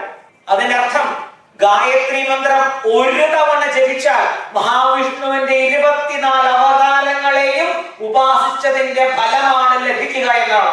ഉമാമഹേശ്വരന്മാരുടെ ചേർച്ചയായ തന്ത്രശാസ്ത്രം ഗായത്രിയിൽ ആരംഭിക്കുന്നു. ഇനി നോക്കാം. ഓം എന്നൊരു മന്ത്രം എടുക്കാം. ഓ അതിനെ ഒന്ന് മുറിക്കുക. ഓ ആ പ്ലസ് ഉ പ്ലസ് അപ്പൊ ഓം ആയി. ഓം is equal to Shivan is equal to ഈശ്വരൻ. ഓം ശിവനെ പറയുന്ന ശിവന്റെ നാമം കൂടിയാണ് ഓം. നീ ആ പ്ലസ് ഉ പ്ലസ് മ എന്നതിനെ അതിന്റെ ക്രമം ഒന്ന് മാറ്റുക. ഉ പ്ലസ് മ പ്ലസ് ആ ഉണ്ടായി. പ്രണവത്തിൽ എന്തുണ്ട്? ശിവനുമുണ്ട്. പ്രണവത്തിൽ എന്തുണ്ട്? ഭഗവതിയുമുണ്ട്. ക്രമം ഒന്ന് മാറ്റി. അത്രയും അർദ്ധനാരീശ്വരത്വം ഏതിലുണ്ട്? പ്രണവത്തിലുണ്ട്. ഈ അർദ്ധനാരീശ്വരത്തിൽ തുടങ്ങുന്നു എന്ത്? ശിവനും ശക്തിയും തുടങ്ങുന്നു തന്ത്രശാസ്ത്രം. ആ പ്രണവത്തിന്റെ അക്ഷരരൂപത്തിലുള്ള വ്യാഖ്യാനമാണ് ഇത് ഗായത്രി. അങ്ങനെയുള്ള ഗായത്രിക്ക് പറയാണ്, നോക്കൂ, സുഷുമ്നാഢ്യന്തസ്ഥ എന്നാണ് ഗായത്രിക്ക് പറയുക. അതായത് 3 നാഡികളുണ്ട്. ഇട, പിംഗള, സുഷുമ്ന എന്ന 3 നാഡികൾ. അഥവാ ഗംഗ, യമുന, സരസ്വതി. സരസ്വതി ഗുപ്തമാണ്, കാണില്ല, അത്രയും സൂക്ഷ്മമാണ് അർത്ഥം. അങ്ങനെയുള്ള 3 നാഡികൾ. അങ്ങനെയുള്ള ആ നാഡികളിലെ സുഷുമ്ന എന്ന എന്ന് പറയല്ലേ, ആ ബിസതന്തു, ആ ബിസതന്തുവിന്റെ അടിയിലുള്ള ജഗത്കന്ധം എന്ന് പറയുന്ന ആ ഇടത്ത്, അല്ലെങ്കിൽ ജഗത്കന്ധത്തിനും താഴെയുള്ള ആ ഇടത്ത് ഉള്ള ആ ശക്തി വിശേഷത്തിന് പറയുന്ന പേരാണ് ഗായത്രി. അതുകൊണ്ട് സുഷുമ്നാഢ്യന്തസ്ഥ എന്ന് ഗായത്രിക്ക് പേര്. വേദവാണിയാണ് കേട്ടോ. അഥർവ വേദത്തിൽ ഒരു മന്ത്രമുണ്ട്. മന്ത്രം ഇങ്ങനെയാണ്: സ്തുത മയാ വരദ വേദമാത പ്രചോദയന്താം പാവമാനി ദ്വിജാനാം ആയു പ്രാണം പ്രജാം പശും കീർത്തിം ദ്രവിണം ബ്രഹ്മവർച്ചസം മഹ്യം ദത്വാ വ്രജത ബ്രഹ്മലോകം. അഥർവവേദത്തിലെ മന്ത്രമാണ്, വേദവാണിയാണ്. സ്തുതാ മയാ വരദാ വേദമാതാ പ്രചോദയന്താം പാവമാനി ദ്വിജാനാം ആയു പ്രാണം പ്രജാം പശും കീർത്തിം ദ്രവിണം ബ്രഹ്മവർച്ചസം മഹ്യം ദത്വാ വ്രജത ബ്രഹ്മലോകം. ഇതാണ് മന്ത്രം. ഈ മന്ത്രത്തിന്റെ ദേവത ഗായത്രിയാണ്. സ്തുതാ മയാ വരദാ വേദമാതാ മയാസ്തുത വരദാ വേദമാത, എന്നാൽ സ്തുതിക്കപ്പെടുന്ന ഭഗവതിയായ ഗായത്രി വരദയാകുന്നു, വരദായിനിയാകുന്നു, വരം തരുന്നവളാകുന്നു. വരദ എന്ന് പറഞ്ഞത് യാതൊരു വരമാണോ വേണ്ടത് അതെനിക്ക് തരുന്നു എന്നർത്ഥം. അങ്ങനെ അപ്പൊ വേണ്ടത് തരുന്നവൾക്ക് പറയുന്ന പേരാണ് കാമധേനു. അപ്പോൾ സാക്ഷാൽ ഗായത്രി എന്താണ്? കാമധേനുവാണ്. മറക്കണ്ട, ഗായത്രി ഉണ്ടെങ്കിൽ എന്തും സാധ്യം. വരദ സ്തുതാമയ വരദ വേദമാത, അവൾ വേദങ്ങൾക്ക് അമ്മയാണ്. മാത എന്ന ശബ്ദമാണ്.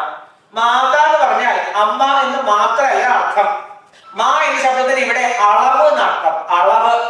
അപ്പോ മാതാവിന് പറയാ അളവറിയുന്നവൾ എന്നാണ്. ശ്രീ മാതാ, ശ്രീ മഹാരാജ്ഞി, ശ്രീ മാത, ശ്രീയുടെ അളവറിയുന്നവൾ. ശ്രീ എന്ന് പറഞ്ഞാൽ ശിവൻ, ശിവന്റെ പര്യായമാണ് ശ്രീ. ലക്ഷ്മിക്കും സരസ്വതിക്കും ശ്രീ എന്ന് പര്യായമുണ്ട്. ശ്രീ എന്നതിന്റെ ഏറ്റവും പ്രധാനമായ അർത്ഥം ശിവൻ എന്നാണ്. ശിവനെ, ശിവന്റെ അളവ് ആർക്കേ അറിയുള്ളൂ? ശിവക്കേ അറിയുള്ളൂ. അതുകൊണ്ട് ശ്രീമാത, മനസ്സിലാവുണ്ടോ? അതുപോലെ വേദമാത, വേദങ്ങളുടെ അളവ് ആർക്കേ അറിയൂ? ഗായത്രിക്ക് അല്ലാതെ വേദങ്ങളുടെ അളവ് ആർക്കറിയാം? അതുകൊണ്ട് വേദമാത, വേദമാത പ്രചോദയന്താം പാവമാനി ദ്വിജാനാം. ദ്വിജന്മാർ, ശ്രദ്ധിക്കുക, തോപവീതം എന്ന ജനേയു എന്നെല്ലാം ഹിന്ദിയിൽ പറയുന്ന ഊണൂൽ എന്ന് മലയാളത്തിൽ പറയുന്ന ഊണുനൂൽ, മുഖ്യമായും 3 ഇഴയുള്ളത്. 3 ഇഴ, അത് 3 ഉത്തരവാദിത്തങ്ങളെ പറഞ്ഞതാണ്. പിതൃഋണം, പിതൃക്കളോടുള്ള കടം. ദേവഋണം, ദേവതകളോടുള്ള ഋണം, കടം. ഋഷി ഋണം, ഋഷീശ്വരന്മാരോടുള്ള കടം. നിങ്ങൾക്ക് 3 കടം കിട്ടോ എന്ന് ഓർമ്മപ്പെടുത്താണത്. ഈ ആധ്യാത്മികമായ ഒരു ഋണം നമുക്കുണ്ട്. അതുകൊണ്ട് നമ്മൾ അത് വിട്ടിക്കൊണ്ടേയിരിക്കണം എന്ന ബോധ്യം. നോക്കൂ, ഇതിന് പറയുന്നത് ഉപനയന സംസ്കാരത്തോടനുബന്ധിച്ചാണ് പൂണൂൽ ധരിപ്പിക്കുക. കേട്ടിട്ടില്ലേ ഉപനയനം? എന്താണെന്നറിയോ?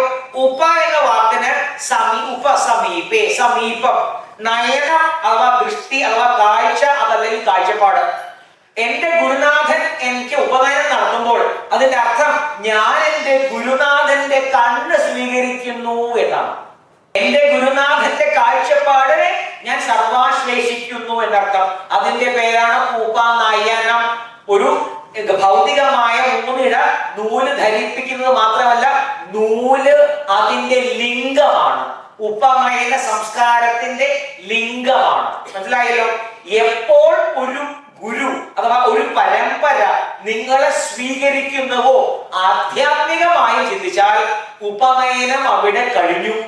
ആ ഒരു ഗുരു അഥവാ ഒരു പരമ്പര നമ്മെ സ്വീകരിക്കുമ്പോൾ, വരിക്കുമ്പോൾ നിങ്ങൾ അഥവാ ഞാൻ രണ്ടാമത് ജനിക്കുന്നു. ഭൗതികമായ ജനനം എന്ന് പറയുന്നത് എന്റെ അമ്മയുടെ ഗർഭപാത്രത്തിൽ നിന്ന് ഞാൻ ജനിച്ചു. നമ്മളെല്ലാം ജനിച്ചു. ആ കുംഭത്തിൽ ജനിക്കുന്നതാണ് കുംഭസംഭവന്മാർ. ഞാനും നിങ്ങളും കുംഭസംഭവന്മാരാ. നമ്മൾ ആരും അഗസ്ത്യന്മാരായില്ല. എന്താ? അഹങ്കാരത്തെ മറികടന്നാൽ അഗസ്ത്യനാവാം. അങ്ങനെ അപ്പോ നോക്കൂ, ആദ്യത്തെ ജന്മം അമ്മയിൽ നിന്നുമാണ്. അത് 1ാമത്തെ ജന്മം. 2ാമത് ജനിക്കുന്നത് എവിടുന്ന് അറിയോ? ഒരു ഗുരുവിന്റെ ഹൃദയത്തിൽ നിന്നുമാണ്. അപ്പോ 2ാമത് ജനിക്കുന്നു എന്ന അർത്ഥത്തിൽ അവർക്ക് പറയും 2 തവണ ജനിച്ചു, ട്വൈസ് ബോൺ, ദ്വിജൻ. അങ്ങനെയുള്ള ദ്വിജന്മാരെ പാവമാനി ദ്വിജാനം, അവർക്ക് വേണ്ടതായ പവിത്രതയെ മുഴുവനും നൽകുന്നത് ഭഗവതിയായ ഞാനാണ്. സ്തുതാ മയ വരദ വേദമാത പ്രചോദയന്താം പാവമാനി ദ്വിജാനാം. എന്റെ ഉള്ളിലുള്ള ദ്വിജത്വത്തെയും എന്റെ ഉള്ളിലുള്ള പാവമാനി എന്ന് പറഞ്ഞ പവിത്രത, പവിത്രതയെയും നിറയ്ക്കുന്നതെന്റെ ഭഗവതിയായ ഗായത്രിയാണ്. ആയു പ്രാണം പ്രജാം പശും തീർത്ഥം ദ്രവിണം ബ്രഹ്മവർച്ചസം മഹ്യം ദത്വാ വ്രജത ബ്രഹ്മലോകം. 8 ലക്ഷ്മിമാരെ തരുന്നു. അതെനിക്ക് ലക്ഷ്മി ആദ്യത്തെ ലക്ഷ്മി ആയുഹു, ആയുർബലം. നിങ്ങൾ മഹാമൃത്യുഞ്ജയം എത്ര വേണമെങ്കിൽ ജപിച്ചോളൂ, but without the help of Gayatri Mahamrityunjaya മന്ത്രം ഫലിക്കില്ല. ഗായത്രി മന്ത്രം ജപിക്കാത്ത ഒരാൾ മഹാമൃത്യുഞ്ജയ മന്ത്രം ജപിച്ചാൽ അതിന് ഫലം ഉണ്ടാവില്ല. ഗായത്രി ഉപാസനയുടെ ആദ്യത്തെ ഫലം ആയുർബലം, പ്രാണം, പ്രാണശക്തി. പ്രാണൻ എന്ന് പറഞ്ഞാൽ vital energy, human energy, human electricity, vital electricity എന്നെല്ലാം നമുക്ക് അതിനെ വ്യാഖ്യാനിക്കാം. നിങ്ങൾക്ക് മനസ്സിലാവുന്ന ഭാഷയിൽ പറയാനായിട്ട് പ്രാണം, പ്രജ. മൂന്നാമത്തെ ആഗ്രഹം മനസ്സിലായില്ലേ? മൂന്നാമത്തെ വിഭൂതിയാണ് പ്രജ. ഉത്തമമായ പ്രജകൾ ഉണ്ടാവും, നല്ല മക്കൾ ഉണ്ടാവും. പ്രകർഷണം, നല്ലതുപോലെ ജനിക്കുന്നതാണ് പ്രജ. എന്നിൽ നിന്നും ഉത്തമമായി ജനിക്കുന്നതാണ് എന്റെ പ്രജ. Nothing but thoughts, innovative thoughts and ideas coming out of my mind, my brain, my intellect. അത് പ്രജ. അത് 60 കഴിഞ്ഞവനുമാവാം, 80 കഴിഞ്ഞവനുമാവാം. An idea can change your life now.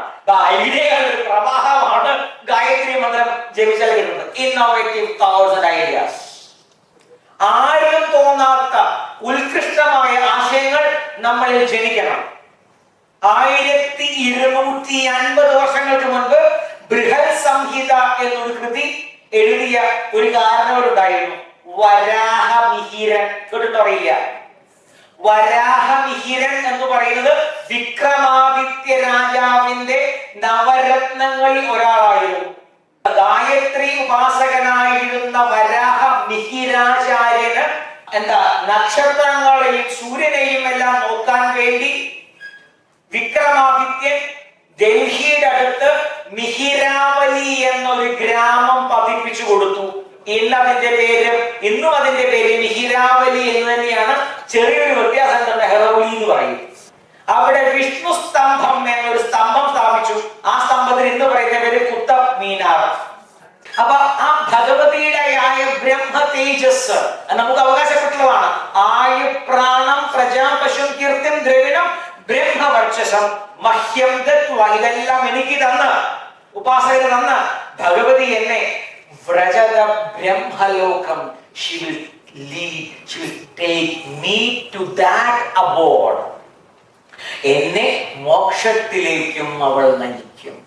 ഭൗതികമായ സകല ഐശ്വര്യങ്ങളും ആധ്യാത്മികമായ മോക്ഷവും ജ്ഞാനവും ഭഗവതി തരുമെന്നാണ് ഗായത്രി മന്ത്രത്തിന്റെ ഉപാസനയുടെ ഫലമായി സാക്ഷാൽ ഈശ്വരവാണി തന്നെ പറയുന്നത്. ഗായത്രി മന്ത്രം ഇവിടെ ഇരിക്കുന്ന എല്ലാവരുടെ ഹൃദയത്തിലും നല്ലതുപോലെ പ്രകാശിച്ച് ഈശ്വരീയത അനുഭവിക്കുവാനും അതിലൂടെ ഈശ്വരിയെയും ഈശ്വരനെയും ഈശ്വരനും ചേർന്ന ശിവശക്തി ഐക്യരൂപിണിയായ ബിന്ദുസ്വരൂപിണിയായ ഭഗവതിയെയും അനുഭവിക്കുവാൻ മൂകാംബിക അമ്മ ഏവരെയും അനുഗ്രഹിക്കട്ടെ എന്ന് പ്രാർത്ഥിച്ചുകൊണ്ട് ഇന്നത്തെ വാക്കുകൾ മുഴുവനും എന്റെ ഗുരുനാഥൻ ഭഗവാൻ ശ്രീധർ അടികളുടെ തൃപ്പാദങ്ങളിലും മൂകാംബിക അമ്മയുടെ മുമ്പിലും സർവോപരി എറണാകുളത്തപ്പന്റെ പാദങ്ങളിലും നമസ്കരിച്ചുകൊണ്ട് നിർത്തുന്നു. ഓം തത്സത്.